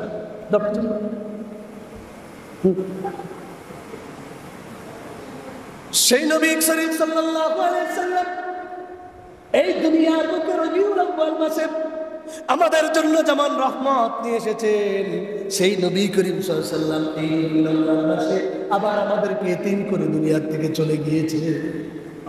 আরে আফসোস, চলে যাওয়ার দৃশ্য, করুণ দৃশ্য। হযরত ওমর সহ্য করতে পারেন নাই, যে বলবে মুহাম্মদ মারা গিয়েছে তার বরদান হয়ে গেল। এত ফেদা, এত প্রেম আর মহব্বত হযরত ওমরের মধ্যে ছিল। তো রাসূল করিম সাল্লাল্লাহু আলাইহি ওয়াসাল্লাম আমাদের মাঝে এসেছেন রবিউল আউয়াল মাসে। সর্বপ্রথম আমরা আলোচনা করব হযরত নবী করিম সাল্লাল্লাহু আলাইহি ওয়াসাল্লাম রবিউল আউয়াল মাসে কোন বছর এসেছেন। ইতিহাসবিদরা বলেন, রাসূল করিম সাল্লাল্লাহু আলাইহি ওয়াসাল্লাম এই রবিউল আউয়াল মাসে যেই বছর ইয়ামানের বাদশা আবরাহা, এটা ঘটনা আছে না, ইয়ামানের বাদশা আবরাহা তার হস্তি বাহিনী নিয়ে পুরা কাবা শরীফকে গুটিয়ে দেওয়ার জন্য যেই বছর আগমন করেছে, সেই বছরে ওই ঘটনার কেউ বলে 30, কেউ বলে 40, কেউ বলে 50 দিন পর নবী করিম সাল্লাল্লাহু আলাইহি সাল্লাম এই দুনিয়ার মধ্যে আগমন করেন। সুবহানাল্লাহ। তাহলে আমুল ফিল, সেই আসহাবে ফিলদের অবস্থা কি হয়েছে আমরা কোরআনে জেনেছি। আল্লাহ স্মরণ করে দিয়েছেন, পৃথিবীর মধ্যে যারা আল্লাহর বিধান, আল্লাহর ঘর মসজিদ, আল্লাহর ঘর কাবাকে নিয়ে কটূক্তি করেছে, তাদের পরিণতিও কঠিন হবে। পৃথিবীর কোনো মানুষও যদি না থাকে, আল্লাহ ফেরেশতাদের মাধ্যমে, শুধু তাই নয় পাখির মাধ্যমে সাহায্য করবেন। সুবহানাল্লাহ। যেটা চলন্ত প্রমাণ আল্লাহ রাব্বুল আলামিন পবিত্র কোরআনের 30 নম্বর পারা সূরা ফিলের মধ্যে আয়াত নাযিল করে দিয়ে বলেন, আলাম তারা কাইফা ফাআলা রাব্বুকা বিআসহাবিল ফিল। পড়েন, আমার সাথে পড়েন। আলাম তারা কাইফা ফাআলা রাব্বুকা বিআসহাবিল ফিল আলাম ইয়াজআল কাইদাহুম ফি تضليل وأرسل عليهم طيرا أبابيل ترميهم بحجارة من سجيل فجعلهم كعصف مأكول الله أكبر মহান রব্বুল আলামিন বলেন, দুনিয়ার মানুষেরা তোমরা কি দেখো নাই সে আসহাবে ফিলের ঘটনা কেমন হয়েছে? যে আব্রাহা বাদশা হস্তি বাহিনী নিয়ে আমার কাবা শরীফকে ধ্বংস করার জন্য এসেছিল। আমার কাবা শরীফকে হেফাজত করার মতো কেউই ছিল না, আমি আল্লাহ ছাড়া। আল্লাহ ছাড়া কেউ ছিল না। আব্দুল মুত্তালিব মোতাওয়াল্লি ছিলেন। আব্দুল মুত্তালিব যায় কয়, আব্রাহা, আমি তোমার কাছে কাবা শরীফ হেফাজতের জন্য আসিনি। কাবা শরীফের মালিক কাবা শরীফকে হেফাজত করে। আল্লাহু আকবার বলেন। কাবা শরীফের মালিক কে? আরো জোরে বলেন না কে? তাহলে কাবা শরীফের মালিক সে আল্লাহ হেফাজত করবে। আমি তোমার কাছে আবেদন করতে আসছি, আমার যে ছাগলগুলো লুট করে নিয়ে গেলাম, আমার যে পশুগুলো লুট করে নিয়ে গেলাম, আমার এই পশুগুলা আমাকে ফিরে দাও। আমি তোমাদের ব্যাপারে কোনো পদক্ষেপ নিব না, প্রতিহত করবো না, আমার সে শক্তি নাই। আমি বিচার মামলা দায়ের করে দিচ্ছি কার কাছে? কথা কন না, কার কাছে? আল্লাহ। মামলা কার কাছে? আল্লাহ। এই জন্য মহান রব্বুল আলামিন যখন তাকায় দেখলেন, হায় রে,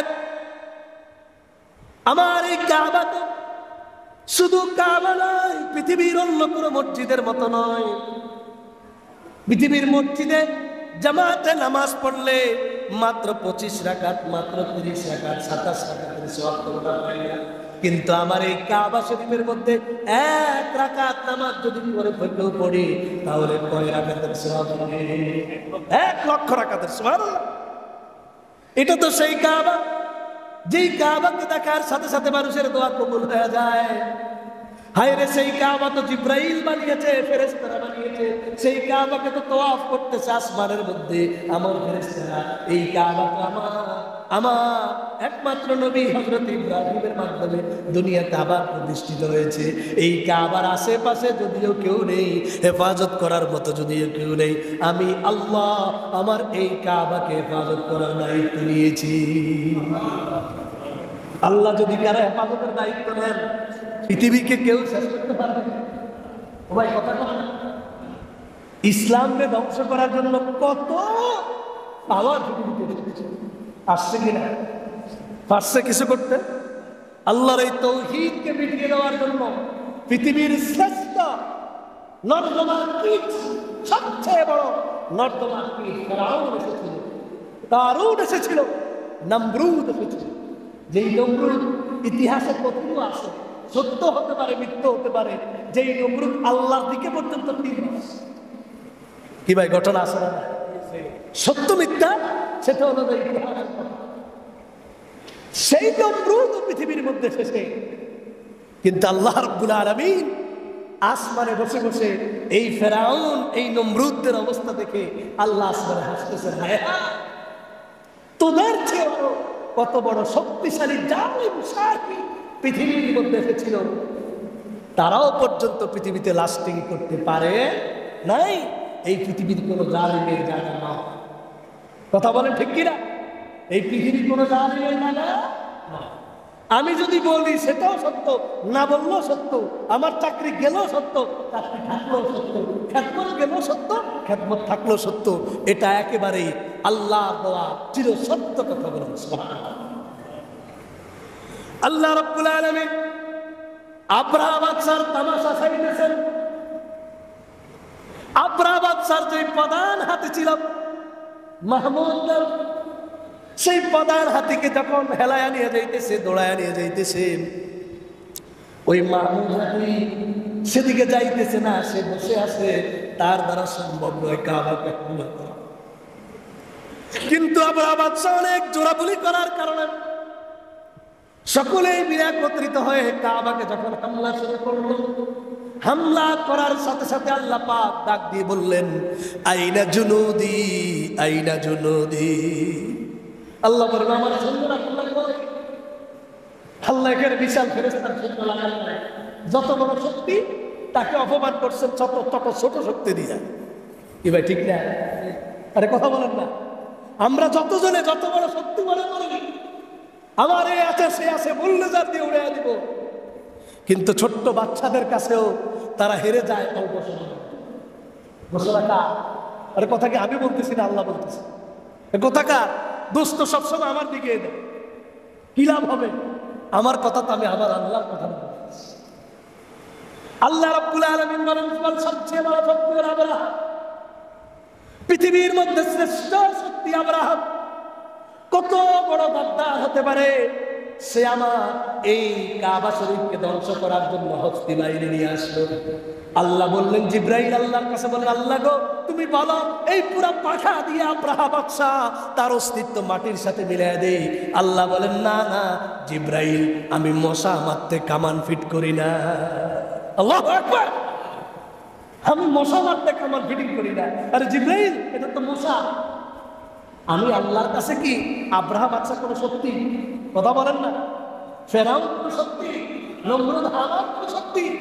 আরে এই যে ইসরাইল আজকে ফিলিস্তিনের মানুষকে পাখির মতো গুলি করে মারছে, এই ইসরাইল একদিন ধ্বংস হয়ে যাবে আল্লাহ যখন নিজের প্রতিবাদী হয়ে দাঁড়াবেন। আমরা পৃথিবীর ইতিহাসে দেখেছি। আমি নিজে একজন যেমন আইনের ছাত্র, একজন ইতিহাসের ছাত্র, একজন সাংবাদিকও ছিলাম। পত্র পত্রিকায় কলাম লিখেছি, অনেক কলাম বিভিন্ন পত্রিকায় লিখেছি। বয়স কম হতে পারে, আপনাদের দোয়ার বরকতে অনেক দূরে গিয়ে গেছিলাম। সেই ক্ষেত্রে আমরা দেখেছি পৃথিবীর ইতিহাসে এমন একটি স্বৈর শাসক পৃথিবীর মধ্যে ছিল, রাশিয়া, সোভিয়েত ইউনিয়ন। আফগানের সাধারণ পার্টির কাছে, সাধারণ মুসলিমদের কাছে লেগে টুকরো টুকরো হয়ে গেছে, ঠিক কিনা? কি ভাই, রাশিয়া হয় না? এরপর আবার নতুন করে ইতিহাসের মধ্যে নাম লেখানোর জন্য আরেকটি জাতি আমেরিকা ছড়াও হয়েছে। কারণ রাশিয়া তো নিজের ইতিহাস শেষ করে দিল, নতুন একটি মহান পৃথিবীর মধ্যে আবার মাথা ছাড়া উঠে দাঁড়িয়েছে আফগানকে, অর্থাৎ ইসলাম বিশ্বকে তারা দেখতে চায় না, চ্যালেঞ্জ করেছে, ঘোষণা করেছে। তৎকালীন সময়ে আমি ছোট ছিলাম, তৎকালীন সময়ে আরো 20-22 বছর আগে এই বিল ক্লিনটন ক্ষমতায় থেকে ঘোষণা করেছে, কোন লাল বিপ্লবের পরে আর কোন সবুজ বিপ্লব পৃথিবীতে দেখতে চাই না বলেছিলেন। আপনারা অনেকে আমার চেয়ে তো বড়, আপনারা জানেন। কিন্তু আল্লাহর কি মহিমা! আল্লাহ বলেন, তোদেরকে এই রাশিয়াকে শেষ করার জন্য আমেরিকাকে লাগাই নাই, আবার আমেরিকাকে শেষ করার জন্য রাশিয়াকে লাগাই নাই। আমি আল্লাহ আফগানের না খাওয়া মানুষ, জুতা না পরা মানুষগুলা, যারা একবেলা খায় আর একবেলা কিচ্ছু পায় না, কি এরকম না, গরীব অসহায়, যাদের একমাত্র শুধুমাত্র ভরসা ছিল কার উপরে? জোরে বলেন না, কার উপরে? আল্লাহ। যাদের বন্ধু আল্লাহ হয়ে যায়, তাদের কোন সাহায্যকারীর প্রয়োজন হয় না। আল্লাহু আকবার। এজন্য উহুদ যুদ্ধের দিন মুসলমানদের যখন এই সপ্তাহে আপনাদের মাঝে আসার আগে বুখারী শরীফের 2য় খণ্ড গজওয়ায়ে উহুদ পড়ে আসে। উহুদ যুদ্ধের দিন মুসলমানদের যখন সাময়িক পরাজয়, লম্বা অনেক ঘটনা, সেদিকে যাচ্ছি না, ইঙ্গিত দিচ্ছি। তখন আবু সুফিয়ান তখন মুসলমান হন নাই। আবু সুফিয়ান ডাক দিয়ে বলল, আবু বকর কই, মনে হয় মারা গেছে। ওমর কই, ওসমান কই, আলী কই, মনে হয় মারা গেছে। আবু সুফিয়ান তখন উলু হুবাল, উলু হুবাল, যেমন আমরা বলি জয় শ্রীরাম, জয় শ্রীরাম। এখনকার সময়ের স্লোগান হিন্দুদের জয় শ্রীরাম, রাম রাম। তখনকার সময়ের আইয়ামে জাহিলিয়তের স্লোগান ছিল উলু হুবাল, উলু হুবাল। বুখারীতে খুলে দেখেন, আমি বানায় বলি না, পড়ে আসি। সেই সময় হযরত ওমর নিজেকে কন্ট্রোল করতে পারেন নাই। রাসূল এবং তার সাথে কিছু সাহাবীরা ছিলেন। বাস্তব ঘটনাটা বলছি, বুখারীর এই অধ্যায় যদি আপনারা পড়েন, আপনাদেরকে আপনারা ঠিক রাখতে পারবেন না। গরম বয়ান একদম। ছাত্ররা যখন ক্লাসে পড়ে, সেখানে নারে তাকবীর স্লোগান দিত। এটা সাধারণ কোনো বয়ান। রাসূলের যুদ্ধাবিকা পৃথিবীর ইতিহাসে একটি শ্রেষ্ঠ অধ্যায়। আল্লাহু আকবার। যখন আবু সুফিয়ান ডাক দিয়ে বলল, এরা মনে হয় মারা গেছে, হযরত ওমর নিজেকে কন্ট্রোল করতে পারেন নাই। ওমর বললেন, ইয়া রাসূলুল্লাহ, আমি কিছু বলি? আল্লাহ রাসূল বলেন, ওমর জবাব দাও। জয় শ্রীরাম স্লোগান দিতেছে হিন্দুরা, তৎকালীন সময়ের আবু সুফিয়ানের দল। হযরত ওমর বললেন, ইয়া রাসূলুল্লাহ, উলু হুবালের বিপরীত আমি কি স্লোগান দিব? তখন আল্লাহ রাসূল বললেন, ওমর তুমি স্লোগান দাও আল্লাহু আকবার। বলেন আল্লাহু আকবার। আমরা যেমন দেখেছি, সেই ভারতের মধ্যে একটি মেয়ে, কোন দেশে না, কেরালা না কোথায়, মুস্কান নামক মেয়েটি যখন তার উপরে আক্রমণ করার জন্য, তাকে শ্লীলতা হানির জন্য, নির্যাতনের জন্য যখন হিন্দু এই সন্ত্রাসীরা একত্রিত হয়েছে, এই মেয়ে একাই উচ্চারণ করেছে আল্লাহু আকবার। আর ওরা সবাই জয় শ্রীরাম, জয় শ্রীরাম উচ্চারণ করেছে। এক মুস্কানের আল্লাহু আকবারের ধ্বনিতে সকল জয় শ্রীরাম একেবারে দাপন হয়ে জাহান্নামে চলে গিয়েছে। আল্লাহু আকবার বলে। জয় শ্রীরাম পৃথিবীতে শোনা যায় নাই, এক মুস্কানকে গোটা পৃথিবীর মানুষ চিনেছে। সুবহানাল্লাহ।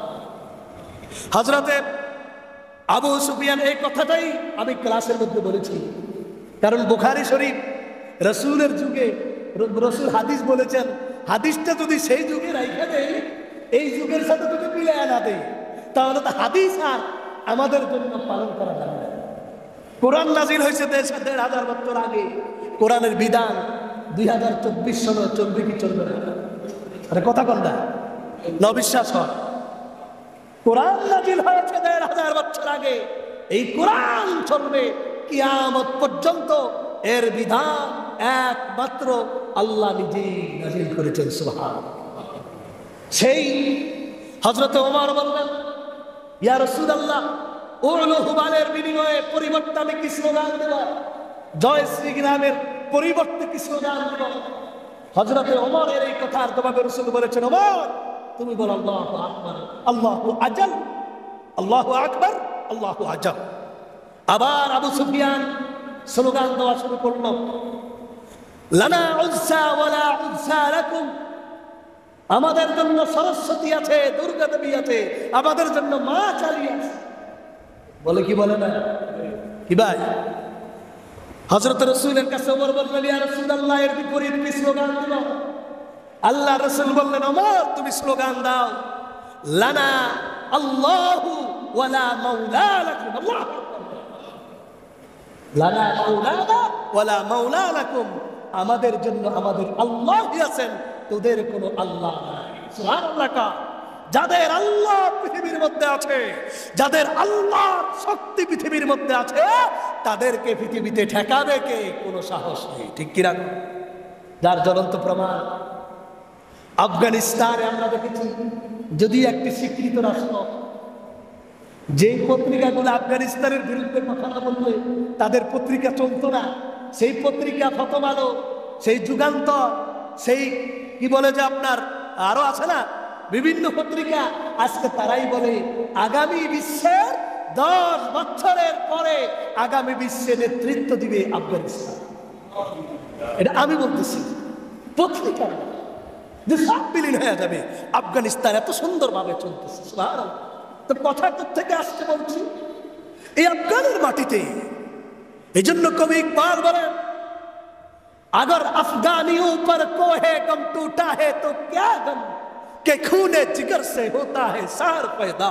যদি আফগানের মাটির উপরে পেরেশানির আসমান ভেঙে পড়ে, আফগানের মানুষের কোনো চিন্তা নাই, কারণ তাদের কলিজা রক্ত দিয়ে প্রতিদিন সমুদ্র প্রবাহিত হয়। সুবহানাল্লাহ। যেই ছেলে দুনিয়াতে আসে এ বোম্বিং এর উপরে জন্মগ্রহণ করে, বোম ফুটতেছে আর ছেলে দুনিয়াতে আসতেছে। এই ছেলে প্রথম আওয়াজই হলো বোমের আওয়াজ। এই ছেলে কোনোদিন বোমকে কি করে না, ভয় করে না। এই জন্য কে না জানি বলেছিলেন, আমার মনে নেই, তোমরা যদি তোমাদের সন্তানকে বিড়ালের আওয়াজ, বিড়াল আসে বিড়ালের আওয়াজ শুনিয়ে ঘুমাও, সেই সন্তান কোনোদিন বাঘের গর্জন শিখবে না। বাঘের গর্জন শিখানোর জন্য বাঘের আওয়াজ শুনতে হবে। হযরত পৃথিবীর মধ্যে ছিলেন, মা তার সন্তানকে ঘুমানোর আগে বলতো, ওমর আসতেছে তাড়াতাড়ি ঘুমা, ওমর আসতেছে তাড়াতাড়ি ঘুমা। এমন ভাবে সন্তানকে প্রস্তুত যদি করা হয়, সেই সন্তান কোনোদিন সাহস হবে না।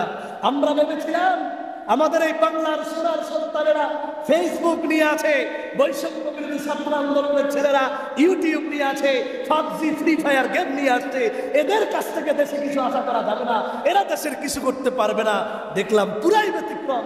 যারা ফুটবল খেলায় মত্ত ছিল, ক্রিকেট খেলায় মত্ত ছিল, ফেসবুকের আড্ডায় ছিল, যাদের নেশা ছিল শুধুমাত্র ইন্ডিয়ান ফিল্ম আর ইন্ডিয়ার বিভিন্ন কিছু, কিন্তু যখন দেশ স্বাধীনতার বিষয় এসেছে, এক আবু সাঈদের শাহাদাতের বিনিময়ে হাজার আবু সাঈদ রেডি হয়ে বাংলাদেশের স্বাধীনতা নিয়ে এসেছে। আল্লাহু আকবার বলে। কথাগুলা বাস্তব, কথাগুলা কি বাস্তব। যদি আপনারা মানুষ কম, বুঝে নিতে হবে আমরা 100 জনেই 1 লক্ষ মানুষের রক্ত আমাদের শরীরে প্রবাহিত হয়। এই কথাই বলেছিলাম, এই আফগানিস্তানের সাদা মাথা মানুষের কাছে আমেরিকার 80টি রাষ্ট্র মিলে ন্যাটো জোট গঠন করে প্রত্যেকটি সৈন্যের পিছনে কোটি কোটি টাকা ব্যয় করেও আফগানিস্তানে 18 বছর পর্যন্ত লড়ে গিয়েছিল, কিন্তু আফগানিস্তানকে তারা দখল করতে পারেনি। এই আফগানে নাকানি চুবানি খাটিয়ে খাইয়ে এই আফগানিস্তান থেকে আমেরিকাকে বিদায় করে দিয়েছে। এই জন্য বলছি, আল্লাহ তাদের সঙ্গী, আল্লাহর কথা দিয়ে যেই লোক সকাল তার সূচিত হয়, সন্ধ্যা এবং শয়নে স্বপনে চেতনে যার সামনে আল্লাহ থাকবে, পৃথিবীর কেউ তার কোনোদিন ক্ষতি করতে পারবে না। আল্লাহ আমার প্যার নবী দুনিয়াতে ইসলামী আন্দোলন করতে গিয়ে রাসূল করিম সাল্লাল্লাহু আলাইহি সাল্লাম কত বৈষম্যের শিকার হয়েছেন, ঠিক কিনা ভাই? রাসূলের নাগরিকত্ব কেটে দিয়েছিল তৎকালীন সময়ের এই নামদারি সুপার পাওয়াররা, এই নামদারি জালেমরা রাসূলকে মেরে ফেলতে চেষ্টা করেছিল। আমার আল্লাহ বলেন, যাদের কাছে মাওলা আছে তাদের ক্ষতি করার পৃথিবীতে আর কারো সাহস। সুবহানাল্লাহ।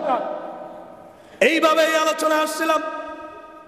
আব্রাহা বাদশা যখন নাকি, মনে আছে তো সিরিয়াল, আপনারা ভুলে যান, আমি কিন্তু সিরিয়াল মতো বলতেছি। আব্রাহা বাদশা যখন আল্লাহর পবিত্র ঘর কাবা শরীফকে ধ্বংস করার জন্য বারবার চেষ্টা করে আসতেছে, জিব্রাইল আল্লাহর কাছে 10টা দরখাস্ত করেন, মিকাইল করে, ইসরাফিল করে, আসমানের সকল ফেরেশতারা আল্লাহর দরবারে সিজদা করে বলতেছে, রব্বুল আলামিন একটু অনুমতি দিন, আব্রাহা বাদশাকে জীবনের মতো আমরা খাইয়ে দিব। আল্লাহ রব্বুল আলামিন সকল ফেরেশতাকে ডাক দিয়ে বলেন, ফেরেশতারা আমি আল্লাহ তেমন জাত যে আল্লাহ মশা মারতে কামান ফিট করি না। আমি আল্লাহ তোদের ফেরেশতার দরকার নাই, কোনো মানুষের দরকার নাই, কোনো অভিভাবকের দরকার নাই। আমি আল্লাহর দেওয়া আমার সৈন্য, মশা আছে, মাছি আছে, কীট পতঙ্গ আছে, ছোট্ট ছোট্ট পাখি আছে না নাই? কিবা আছে না নাই? আছে কিনা? আল্লাহ রাব্বুল আলামিন ডাক দিলেন, আইনা জুনুদি, আমার ছোট্ট ছোট্ট সৈন্যরা কোথায়?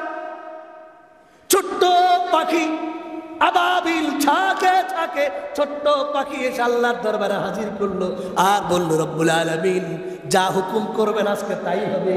আল্লাহ পাক পাখিকে এত পাওয়ার দিয়ে দিলেন, যেই পাওয়ার আল্লাহ রব্বুল আলামিন আমেরিকার অ্যাটম বোমার মধ্যে এত পাওয়ার দেন নাই, যেই পাওয়ার আল্লাহ পাক রাশিয়ার এবং বিভিন্ন জায়গায় যে পারমাণবিক বোমা বিস্ফোরণ হয়েছে এই পাওয়ার দেন নাই। আল্লাহ রব্বুল আলামিন এই ছোট্ট পাখির ছোট্ট পাথরের মধ্যে এত পাওয়ার দিয়েছেন, যেই পাওয়ারের কারণে পুরা আব্রাহা বাদশা তার হস্তি বাহিনী এমন ভাবে পিছিয়ে গিয়েছে, কোনটা মানুষ আর কোনটা হাতি চিহ্নিত করা সম্ভব হয় নাই। আল্লাহু আকবার। ও ভাই, সে আল্লাহ কি আছে? আরে কথা কন না। অবস্থা এমন হয়েছে নেতাকে আর কর্মীকে চিনা যায় না। এবার দাড়ি রাখছি, পালানোর সময় দাড়ি কামায় যেন তো শুনতে না পারে। আল্লাহ বলেন, তোকে যখন চিনার চিনবে রাখছি, তুমি দাড়ি কামাইলেও তুমি ধরা গেল, আর তুমি দাড়ি ছিল না, পালানোর সময় দাড়ি রাখলেও ধরা গেল। তুমি তো চিহ্নিত, তুমি তো মার্কড, তোমাকে তো একেবারেই মার্ক করা হয়েছে।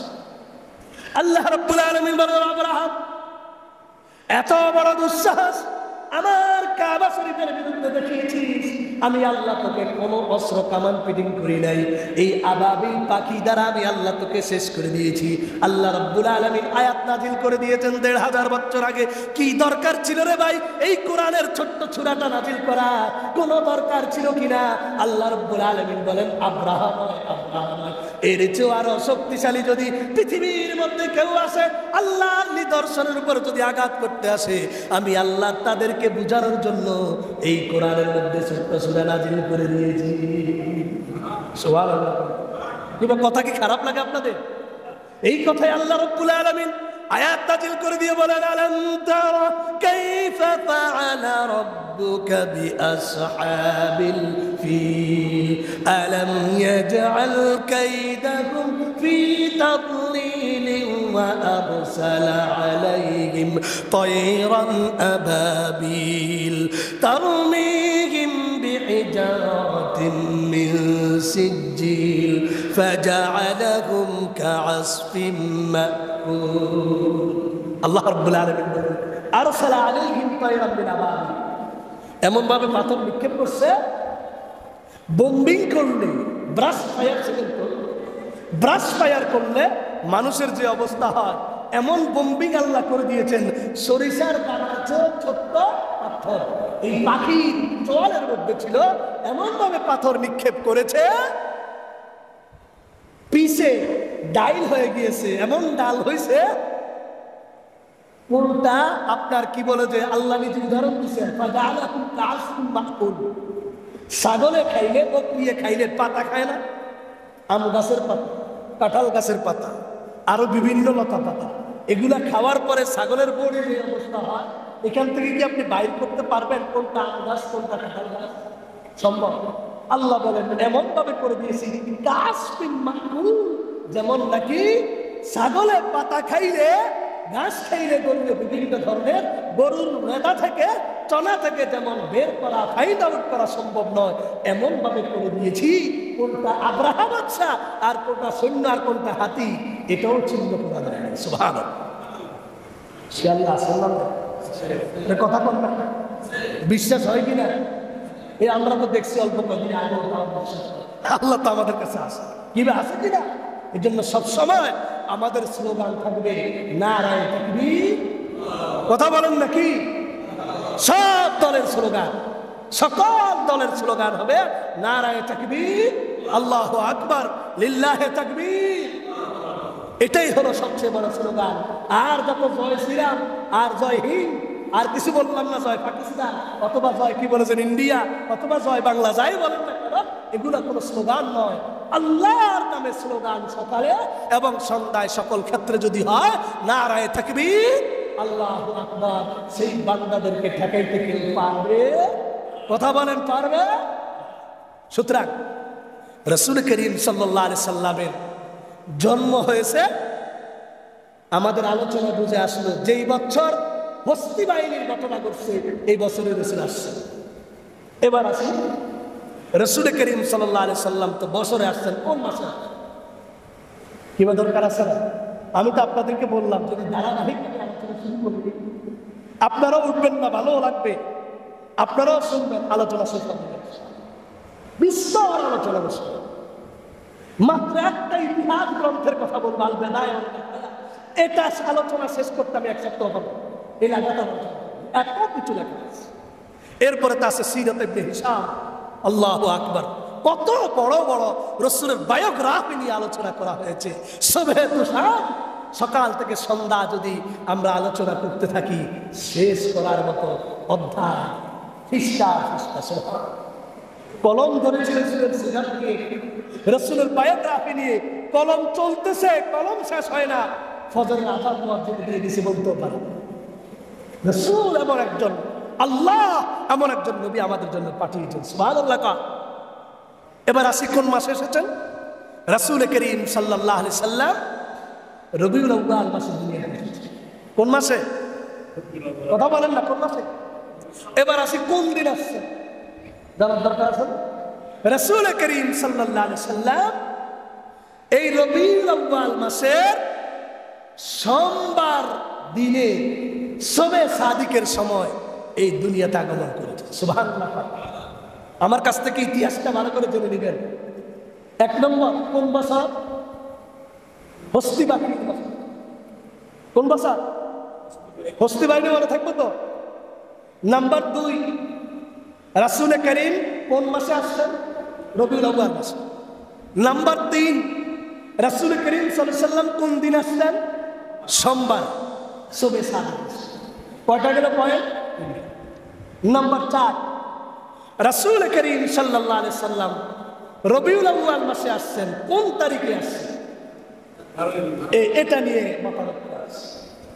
ইতিহাসবিদরা বলেন, কেউ বলেন 2 তারিখ, কেউ বলেন 8 তারিখ, কেউ বলেন 12 তারিখ, কেউ বলেন 18 তারিখ।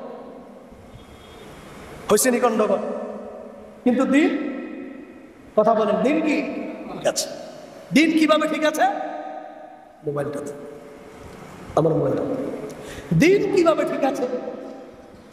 রাসূল করিম সাল্লাল্লাহু আলাইহি ওয়াসাল্লামকে সাহাবায়ে কেরাম যখন জিজ্ঞাসা করলেন, ও আমার সাহাবীরা, আমি তোমাদের কাছে একটি জিনিস পরিষ্কার করতে চাই। রাসূল করিম সাল্লাল্লাহু আলাইহি ওয়াসাল্লামকে হযরতে সাহাবায়ে কেরাম জিজ্ঞাসা করলেন, ইয়া রাসূলুল্লাহ, আন্নাহু সুইলা রাসূলুল্লাহ সাল্লাল্লাহু আলাইহি সাল্লাম আন সাওমি ইয়াউমিল ইসনাইন। হাদিসের মধ্যে এসেছে, মুসলিম শরীফের হাদিস। কোন কিতাবের হাদিস? কথা বলেন, কোন কিতাবের হাদিস? সহিহ হাদিস।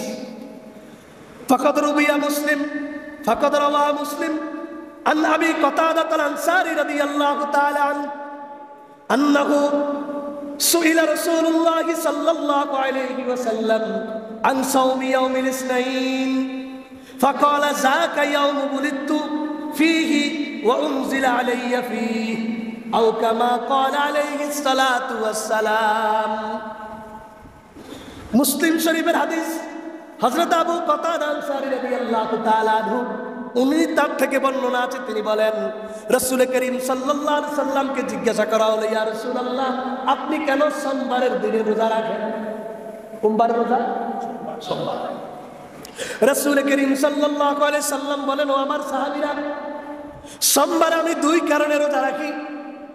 এক কারণ হলো, এই সোমবারে আমি আল্লাহ রাব্বুল আলামিনের কুদরতি, আল্লাহ পাক আমাকে আদর করে, দয়া করে, মায়া করে এই সোমবারে আল্লাহ পাক দুনিয়াতে আমাকে পাঠিয়েছে।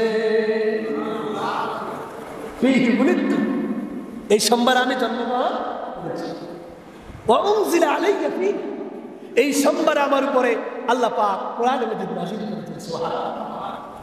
তাহলে আমরা সঠিক রাসূলের হাদিস থেকে, সহিহ মুসলিম থেকে আমরা পেলাম রাসূল কোন দিন আসছেন? আরে কথা বলেন না। সোমবার। কোন দিন? সোমবারে রাসূল করিমের জন্ম, এতে কোনো সন্দেহ। কিন্তু কোন তারিখে রাসূলের জন্ম, এটা সন্দেহ। কেউ বলেন রবিউল আউয়ালের 2 তারিখ, কেউ বলেন ইতিহাসবিদ, আবার কোন ইতিহাসবিদ বলেন 8 তারিখ, কোন ইতিহাসবিদ বলেন 12 তারিখ, কোন ইতিহাসবিদ বলেন 18 তারিখ, আর অনেক মন্তব্য। সুপ্রসিদ্ধ মত আমরা পাই কয় তারিখ, কিন্তু এটাও কোনো সহিহ সনদে বর্ণনা নেই। আপনারা বলতে পারেন যে হুজুর রসুলের সোমবারে যেভাবে লেখা আছে রসুল রোজা রাখছেন, মুসলিম শরীফে বরাত দিয়ে রওয়ায়াত সনদ দিয়ে রসুল কয় তারিখে সোমবারে কি রাখছেন, রোজা রাখছেন, সোমবারে জন্মগ্রহণ করছেন, তো কোন তারিখে জন্মগ্রহণ করছেন এটা লেখা নেই। প্রশ্নের জবাব হলো প্যার নবী রসুল করিম সাল্লাল্লাহু আলাইহি সাল্লাম তিনি যেদিন দুনিয়ার মধ্যে আসেন সেই দিনটা মনে আছে, কারণ সেই দিনও আল্লাহ কি কোরআনে মজিদ নাযিল করেছে। কিন্তু রসুলের তারিখ লিখে রাখার মতো হয় নাই। তৎকালীন আইয়ামে জাহিলিয়তের মধ্যে আরব দেশে কেউ যদি সন্তান ভূমিষ্ঠ হয় আমাদের মতো লিখে রাখার নিয়ম ছিল না, কারণ ডেটে তো ছিল অন্যরকম। রবিউল আউয়াল তো রসুলের হিজরতের পরে হিজরি সন গণনা শুরু হয়েছে। তখন কি রবিউল আউয়াল ছিল? ছিল, কিন্তু এভাবে মাস গণনা ছিল না। কেউ হিসাব করত সেই ঈসাই ক্যালেন্ডার মতে, এক একজন এক একভাবে হিসাব করত। এই জন্য তৎকালীন সময়ে আমার রসুল তো মহামানব ছিলেন না, আমার রসুলকে মহামানব হবেন কেউ তো জানে না, তুই একজন ছাড়া। একটু আগে এই জন্য রসুল কয় তারিখে জন্মগ্রহণ করেছেন এটা লেখে কেউ রাখেন সম্ভব, সোমবারকে হিসাব করে এই 12 তারিখের হিসাব, 2 তারিখের হিসাব এটা দেওয়া হয়। সুতরাং রসুল সঠিকভাবে রবিউল আউয়ালের কত তারিখে দুনিয়াতে আসছেন এটা কেউ বলতে পারবে? কথা বলেন, বলতে পারবে? সুতরাং রসুল রবিউল আউয়ালে আসছেন, রবিউল আউয়ালে ইন্তেকাল করেছেন, এটা ঠিক আছে, 12 তারিখে ইন্তেকাল করছে, কিন্তু কয় তারিখে আসছেন এটা কেউ বলতে পারবে না। বিদায় রসুল সোমবারে আসবেন। এই জন্য আমাদের জন্য রসুলের আগমনের দিন রসুল কি আমল করছেন? বিরিয়ানি খাইছেন না রোজা রাখছেন? কি আমল করছেন? বিরিয়ানি খাইছেন না রোজা রাখছেন? রোজা রাখছেন। তাহলে রসুলের আমল, প্যার নবীর কথা, রসুলের যেদিন মিলাদুন নবী হবে, রসুলের যেদিন জন্মদিন হবে, সেদিন কোন ধরনের পিরনি সাবাই, কোন ধরনের আমোদ বুদ্ধি নয়। সেদিন রসুল করিম সাল্লাল্লাহু আলাইহি সাল্লাম কাউকে পানীয় পান করানো যাবে না। রসুল নিজে রোজা রাখছেন, সাহাবীরাও রোজা রাখছেন, আমরাও সেদিন রোজা রাখবো ইনশাআল্লাহ। তাহলে আমাদের আমল কি? সেদিন আমরা বিরিয়ানির ব্যাগ পাঠাবো নাকি আমরা রোজা রাখবো? আরে কথা বলেন। আমার হাদিসটুকু আপনাদের যদি মন মতো না হয়, আপনারা আজকে রাত্রে আরো বড় পণ্ডিত আমার ছেলে আছে, একটু আরো কিছু বুঝেন না, মুসলিম শরীফটা খুলে দেখে এই হাদিসটুকু আমি বুঝছি। তাহলে আমাদেরও মিলে গেল এই বছর আলহামদুলিল্লাহ। আগামীকাল 12ই রবিউল আউয়াল রাসূল করিম সাল্লাল্লাহু আলাইহি সাল্লাম যেমন সোমবারে জন্মগ্রহণ করেছেন, আগামীকালও সোমবার। এই কথা বলেন না কি? তাহলে মিলে গেছে রে? আরে কথা বলেন না, মিলে গেছে কিনা? তাহলে আমরাও ইনশাআল্লাহ যার যতটুকু সম্ভব হয়, সুস্থ থাকলে, মুসাফির না হলে, রোজা যদি কষ্ট না হয়, আমরা ইনশাআল্লাহ আগামীকালকে রসুলের সুন্নত আমল করার জন্য প্রত্যেকে রোজা রাখবো ইনশাআল্লাহ। এই কথা বলেন ঠিক কিনা? ইনশাআল্লাহ কি রাখবো? কথা বলেন কি রাখবো? আমার মাইকের আওয়াজ এই খুলশি মসজিদের আশেপাশে যেখানে যাচ্ছে, আমার মা বোনেরা যারাই আলোচনা শুনছেন, যে যেই মতাদর্শী হন না কেন, তাই তিনি অন্য বিভিন্ন মতের মানুষ হন না কেন, তবে আমার এই উদাত্ত আহ্বান থাকবে আজকের এই রবিউল আউয়ালের মেসেজ থেকে। 1 নম্বর মেসেজ হলো আগামীকাল, আজকে ভোর রাত্রে আমরা ভাত খেয়ে আগামীকালকে রোজা রাখবো ইনশাআল্লাহ। রাজি আছেন তো ইনশাআল্লাহ? তাহলে কি কাজ হবে?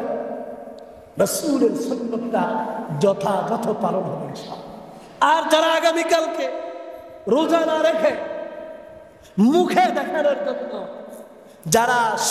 যারা কি বলে যে র্যালি সহ বিভিন্ন জায়গায় বিরিয়ানি বিভিন্ন কিছু আয়োজন করবে, সন্ধ্যায় না খেয়ে যদি দিনে খায়, রোজা না রাখে, স্পষ্ট বুঝে নিতে হবে তারা আশিকে রাসূল নামে ভণ্ড দাবিদার। এটা বাস্তব না বাস্তব?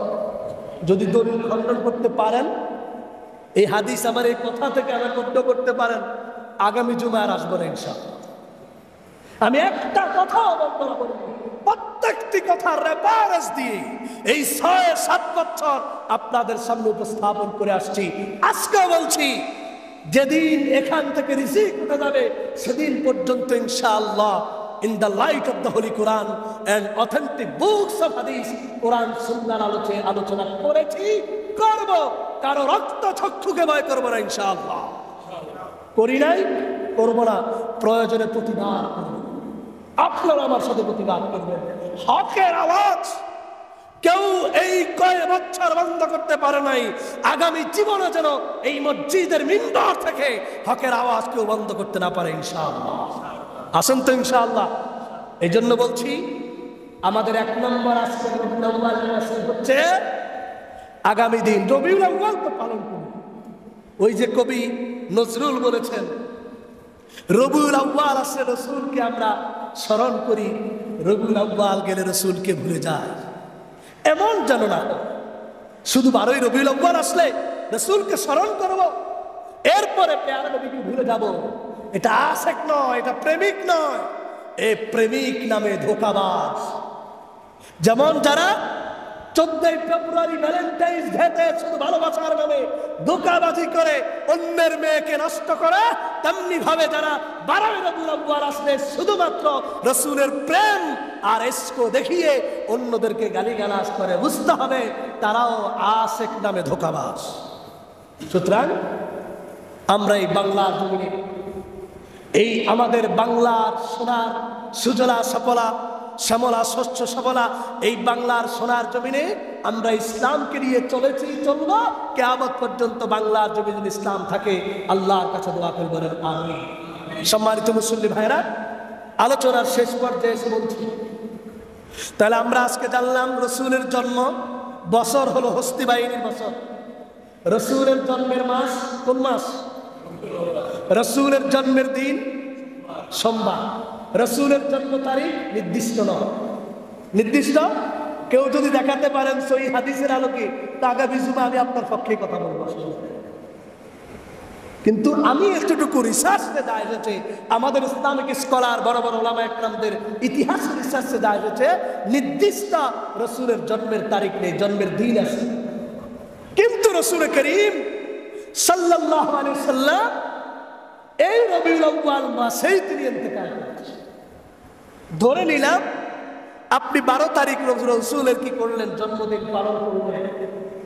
ইতিহাস বলছে এই 12 তারিখে রসুল মৃত্যুবরণ করেছেন, ইন্তেকাল করেছেন।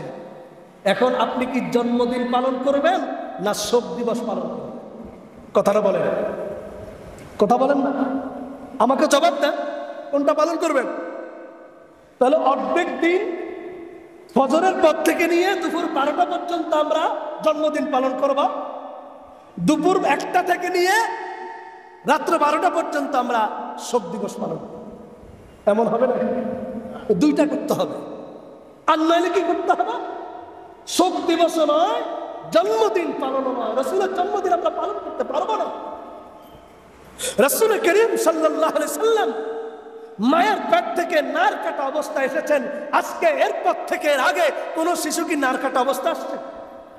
রাসূল করিম সাল্লাল্লাহু আলাইহি সাল্লাম যখন মা আমিনার গর্ভে আসেন, দুনিয়াতে আসবেন, পুরা ঘর শুভে সাদিকের সময় আলোকিত হয়েছে। বলেন তো কোন সন্তান দুনিয়াতে আসতে ঘর আলোকিত হয়েছে? রাসূল করিম সাল্লাল্লাহু আলাইহি সাল্লাম দুনিয়াতে আসার সাথে সাথে আম্মা জান আমিনার পুরা ঘর, পুরা এলাকা সুশোভিত হয়ে গিয়েছে। আতরের সুঘ্রাণে একেবারে সুশোভিত হয়ে গিয়েছে। বলেন তো দেখি কোন সন্তানের এই পর্যন্ত আতরের ঘ্রাণে সুশোভিত হয়েছে? রাসূল করিমের আগমনের কারণে জালেমের তখ্ত তাউস নড়ে উঠেছে।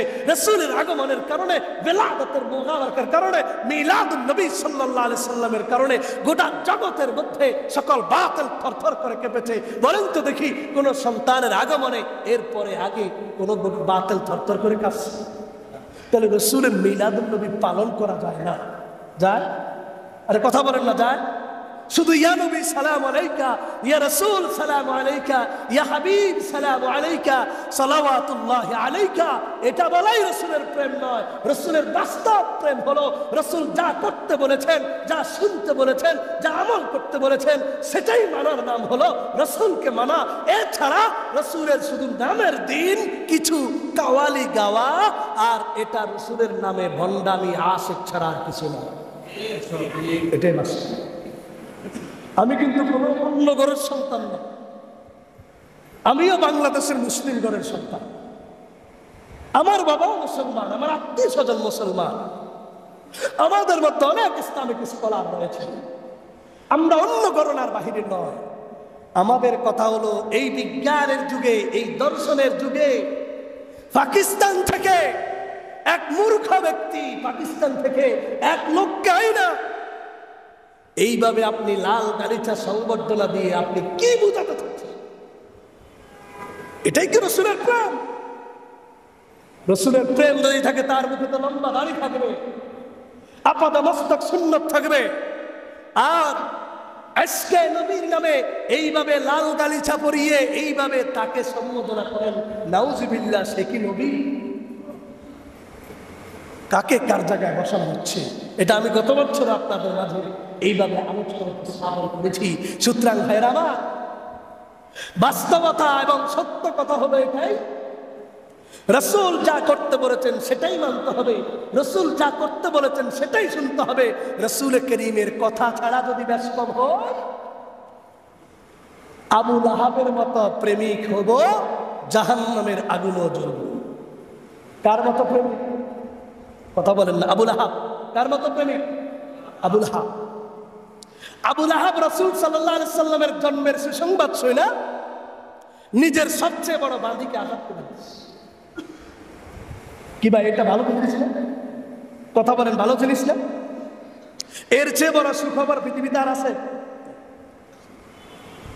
কিন্তু 40 বছর পরে রাসূল করিম যখন আবু লাহাবকে বলেছিলেন, চাচা কুলু লা ইলাহা ইল্লাল্লাহ তুফলিহুন, এক আল্লাহ ছাড়া কোনো মাবুদ নেই, এক আল্লাহ ছাড়া কারো উপাসনা নেই, আমি রাসূল যা নিয়ে এসেছি তাই মানতে হবে, আমি রাসূলের মিশনেই মানার মধ্যে হলো মুক্তি, সফলতা, কামিয়াবি।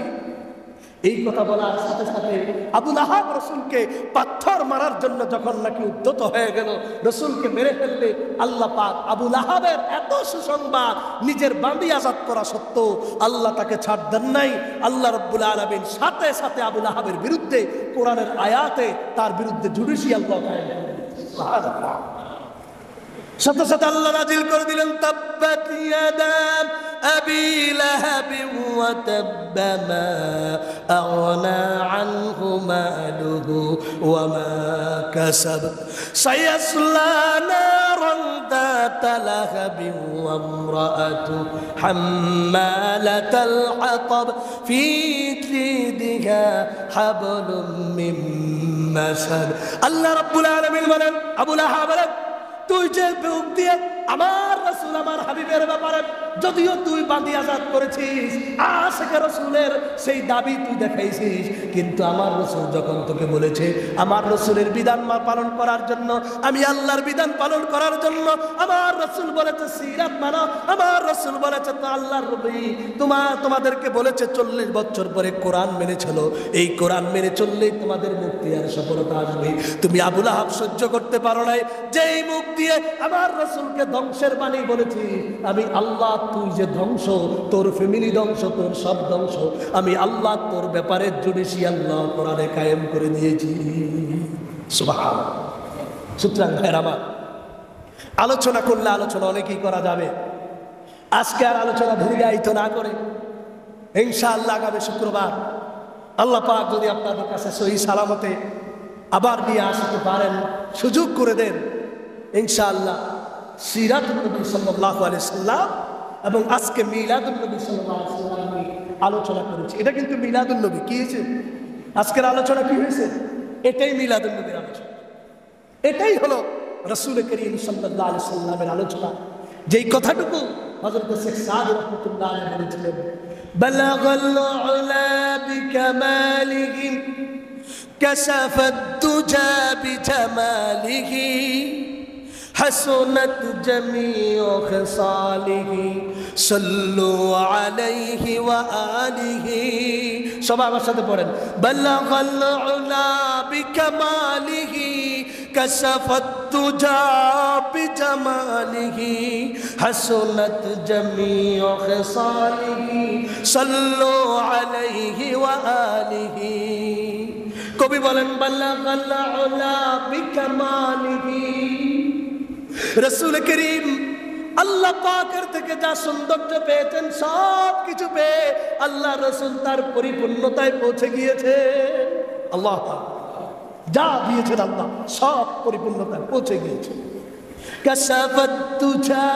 বিজামালিহি সকল অন্ধকার সকল ধরনের চিকন আদার বড় আদার ছোট্ট আদার সব কিছু রাসূল করিমের সৌন্দর্যতার মাধ্যমে দূর হয়ে গিয়েছে আল্লাহু আকবার রাসূল এসেছেন কোন অন্ধকার নেই রাসূল এসেছেন কোন আদার নেই রাসূল দুনিয়ার মধ্যে এসেছেন কোন ধরনের মানুষের জুলুম নেই নির্যাতন নেই রাসূল এসেছেন সকল মানুষ যার যার অধিকার ফিরে পেয়েছে একজন হিন্দু তার অধিকার পেয়েছে বৌদ্ধ তার অধিকার পেয়েছে একটি উটনির বাচ্চা তার অধিকার ফিরে পেয়েছে একটি পাখি তার পাখির বাচ্চা তার অধিকার ফিরে পেয়েছে শুধু তাই নয় সমুদ্রের মাছ সারা পৃথিবীর সকল পশু আল্লাহ রাসূলের কারণে সৌন্দর্য এবং তাদের অধিকার ফিরে পেয়েছে হাসনাত জামিউ খিসালিহি রাসূলের সকল সিরাত সকল চরিত্র এত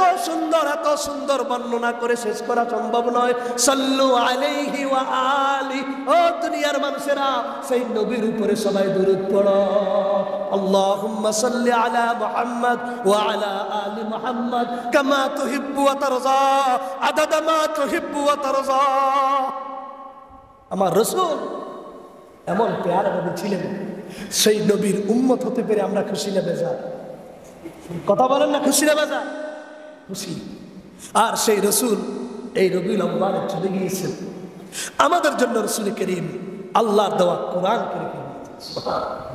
কি রেখে গিয়েছেন এবং রাসূলের হাদিস যতদিন কোরআন মানুষ মানবে রাসূলের হাদিস যতদিন মানুষ মানবে ততদিন এই মানুষগুলা গোমরাহ হবে না ইনশাআল্লাহ রাসূল বলেছেন তারাকতু ফীকুম আমরাইন লান তাদিল্লু মা তামাসসাকতুম বিহিমা কিতাবাল্লাহি ওয়া সুন্নাত রাসূলি রাসূল বলেছেন আমি তোমাদের কাছে দুটি জিনিস রেখে যাচ্ছি যতদিন এই দুটি জিনিসকে আঁকড়ে ধরবা একটি হলো আল্লাহর কোরআন আরেকটি হলো আল্লাহর রাসূলের হাদিস এবং সুন্নাত ততদিন তোমরা গোমরাহ হবে না কেউ তোমাদেরকে গোমরাহ বানাতে পারবে না সুতরাং এই মিলাদুন নবী এবং সিরাতুন নবীর আলোচনা যথাযথভাবে মর্যাদা দিয়ে আমরা সুন্দরভাবে যেন সেইভাবে চলতে পারি আমল করতে পারি আল্লাহ পাক যেন রাসূলের যাবতীয় যত বিধান আমাদের কাছে নিয়ে আসেন সব বিধান যেন আমরা পুঙ্খানুপুঙ্খরূপে আমল করতে পারি আল্লাহ পাক আমাদের সকলকে সবাইকে আমল করার তৌফিক দান করুন আমিন সুম্মা আমিন